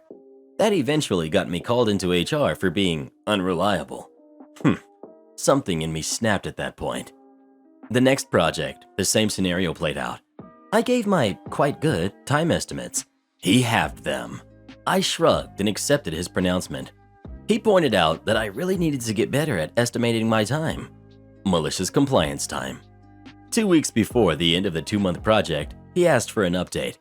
Oh, I'm a bit over a third of the way through the documentation, I said calmly, as though there wasn't a deadline staring me in the face. He blinked and asked for an explanation. Well, I told you it would take 4 months to do the amount of documentation you asked for. And it looks as though if I don't do any overtime, it's actually pretty close to correct, based on my progress so far. I beamed at him as though I was completely unaware that he had managers and a CTO who were expecting my documentation based on the information he gave them, along with the product it's describing, of course. Much to my surprise, it didn't even seem to occur to him to yell at me. The sheer confidence with which I delivered the devastating news had utterly confused him. He ended up helping me to cut down the requirements and then finished completing the documentation to meet the deadline. I worked my usual hours, and if he asked me to do overtime, played dumb and said, "No, sorry, I get sick if I do that, so I don't anymore." He worked a lot of overtime.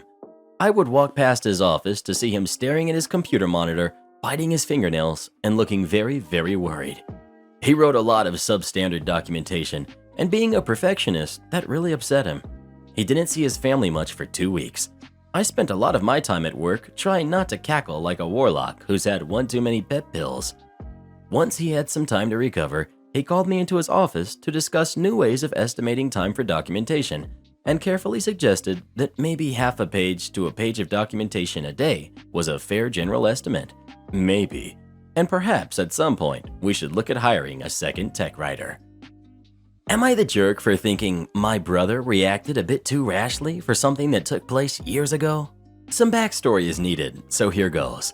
My brother, Mike, was an excellent chess player. When I say was, I mean he was forced to give it up by my dad. My mother just silently supported my dad, like most stay-at-home moms of her era. My parents had us way late in life. Mike was born when my parents were both 35, and I was an accident when they were 43 years old. They are both 65 now and are enjoying retirement. Mike loved chess and began playing it a lot. He was soon crushing older players, and the guys at the local chess club literally thought he was chess grandmaster material provided he got the right training and exposure. They encouraged him to play in tournaments as much as he could, even in the US Open Chess Championship, which was held annually. Dad wanted Mike to be a pro baseball player instead. He lost a ton of weight so he could play with Mike, got him the best coaches, and even flew him to Boston to watch the Sox. And he made sure he reminded Mike of it. Mike, meanwhile, won a bunch of trophies playing chess and hid all of them in my room so that our dad would not know that they existed. Dad eventually threw out his chessboard and prized antique chess set too. From now on, it was baseball all the way, but Mike sucked at it. Years of training, plenty of money down the drain, many meetups with retired players later, Dad finally realized that his dream was not to be. He finally gave up, and Mike was relieved. A fraction of the money that was spent towards baseball would have definitely pushed my brother to the top tier of chess. I asked my mother years later if they ever thought of getting me special training in swimming or lacrosse, two sports in which I was good at in school, and she replied, "Your father thought that sports were only for boys," and that was that. Mike is now a lawyer and is happily married with twin sons aged 4. My mother called last night and said that Mike had called them an hour earlier. He had binge-watched The Queen's Gambit, and all those memories came flooding back. He picked up the phone and tore into my dad, told him he was not their son anymore and that they would never be able to see the twins again. He said that this was payback for all those years when he was forced to do something he was not interested in. Dad broke down soon after they hung up, and my mother was very upset. She called him back, but he had already blocked their numbers. She then called me and told me what happened. I called Mike up and he did not answer. I then hung up and texted him saying he should not have said those things to Dad and that he should call them back and apologize. Mike replied stating that he was blocking my number too. I replied calling him a vindictive person and that he shouldn't deprive our parents of their grandkids' company and affection over something that took place years ago. Am I the jerk? I adhered to the sickness policy to the letter. In the early 2000s, I worked in the UK for a huge American insurance company. I managed a team of 10 to 12 administrators. The job was dull, the people were mainly great, and it was a steady place to work. Now, with this being a US company, the benefits package was poor compared to most UK rivals. Things like paid annual leave and paid sickness were the statutory minimum it was legal to give in the UK. I had this guy join my team who I shall call Dan. Dan was about 22 or 23, a bit of a plodder. Definitely just there until he could find something better, and I couldn't blame him. One Monday, when he had been there about 3 months, he didn't show up one Monday morning. I was initially unconcerned, but when he hadn't called or shown up 45 minutes later, I started looking for his home phone number to check if he was okay. Right then, my phone rang, and it was Dan. He told me on the Friday night he had gone out with friends and got really drunk. When he got home, he decided to deep fry some fries, on the stove. He fell asleep, and when he woke up, the pan was on fire on the stove, black smoke everywhere. Now, I think I would have just run, but as he was pretty drunk, he decided to open the kitchen window in his apartment and throw the fiery pan outside. He managed to get boiling hot fat all over his dominant hand. Fat spilled all over and caught fire, so he ran and called the fire service. On the way out, he grabbed his wallet, coat, and 3 CDs. Along with the clothes he had on, this was all that survived. The guy was really upset and told me he had no insurance for his possessions. He was going to be off sick for some weeks. The doctors thought he may need a skin graft on his hand. I told him to leave things with me. I would sort stuff out at work and would call him later. I called our local HR team, who said there was very little they could do. Due to his length of service, he only had 6 paid sick days left. He had taken a few already. I was shocked. I asked if we could bend the rules. No. Is there a fund we could donate something to him from? No. Feeling this was really mean, I called HR in our head office and got some answers. Very shortly afterwards, I got a call from our local HR manager, Claire, who was usually nice with me. We were on some of the same staff committees together. But today, she wanted to know why I had tried to go over her head, yada yada yada. She said that the sickness policy was clear and I had to follow it to the letter. Did I understand? You bet I did. Cue malicious compliance. I filled in all the paperwork to send to Claire, some of it authorizing the deduction of Dan's pay as he would exceed his sickness benefit that month. I think Claire was surprised I had rolled over so easily. I wasn't known for that. About an hour later, I sent her an email asking her to proofread a poster I had created to go on one of our committee notice boards. It was all about Dan and what had happened to him, and suggested ways the different teams could raise some money to help him out, as he had nothing and unfortunately wasn't entitled to any sick pay. I immediately got a "please don't progress this any further just now" email from Claire, and half an hour later or so, she called to let me know they were granting 3 months paid sickness leave initially and a goodwill payment of £5,000 on behalf of the company to help him get back on his feet. Dan was amazed at the magic I'd worked, and Claire was pretty frosty with me for about 6 weeks. Am I the jerk for paying my son back for all the chores done in mom's place? For context, I, 37 male, have 3 kids, 13, 9, and 5. 2 with my wife, who's 38, but my son is a stepkid to her. In our house, we have a very specific chore schedule that works in a way so all of us can do chores and still have plenty of free time, family time on top of homework and sports. It took a long time to come up with this system and the allowance system, as my wife has always been iffy about our kids doing too little to help and about us giving them allowance in the first place. We ended up working this out when the oldest were toddlers, and it's been the system for several years. Yesterday, I came home early and was getting ready to start with dinner when I noticed my daughter's and wife's nails were done in full with nice colors and even some nail extensions. The only time it could have been done was during chore time, unless she had gotten the kids home from school early. This is impossible. Our kids' school gives the other parents a call when they're picked up early, or she had skipped out on chores. With how strict my wife is about the whole thing, I heavily doubt she'd skip out on chores that only take 30 minutes for nails.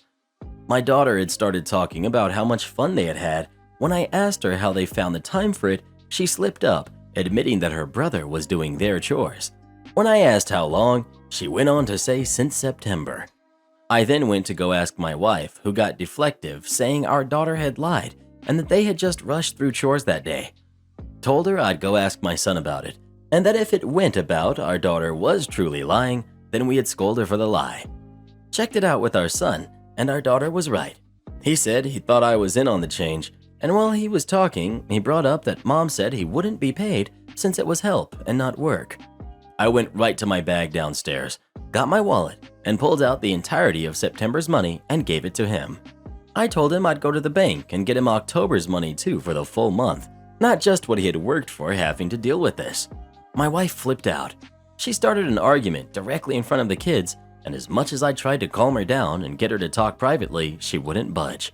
All shouting ended up waking our toddler, who had been napping throughout this, and that's what finally stopped the screaming match.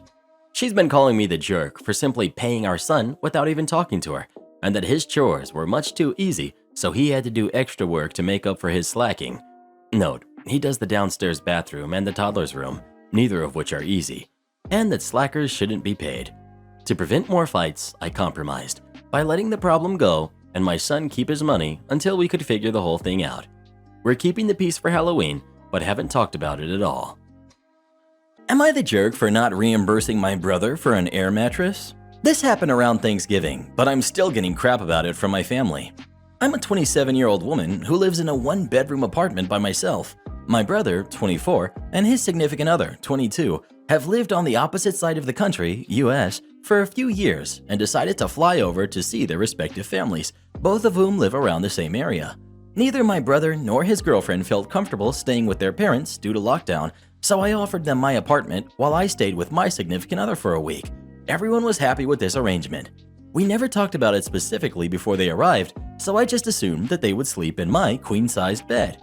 I have a couple of couches in the living area, and while they are comfortable enough, they aren't designed to be sofa beds. The morning they arrived, I cleaned the apartment and changed the bedding. When they got to my apartment, my brother asked where they should sleep, and I indicated in the bed. He sort of laughed at first, and then realized I was serious and got really angry. His girlfriend didn't say much, but looked mortified. My brother kept saying that there was no way they were sleeping in my bed, and it was disgusting for me to offer. I told him that everything was clean and reminded him that they'd have the apartment to themselves. He just kept saying he couldn't believe it, and finally snapped that they'd have to make do with the couch. I left quickly without further discussion because I was confused and pretty upset. That night, my brother called me and said the couches were impossible to sleep on. He said that he and his girlfriend needed to purchase an air mattress and requested that I reimburse him the $55 they paid for it. By now, I was really upset and refused. I asked him again, why didn't they just take the bed? And he said, "If you really have to ask, you have major issues."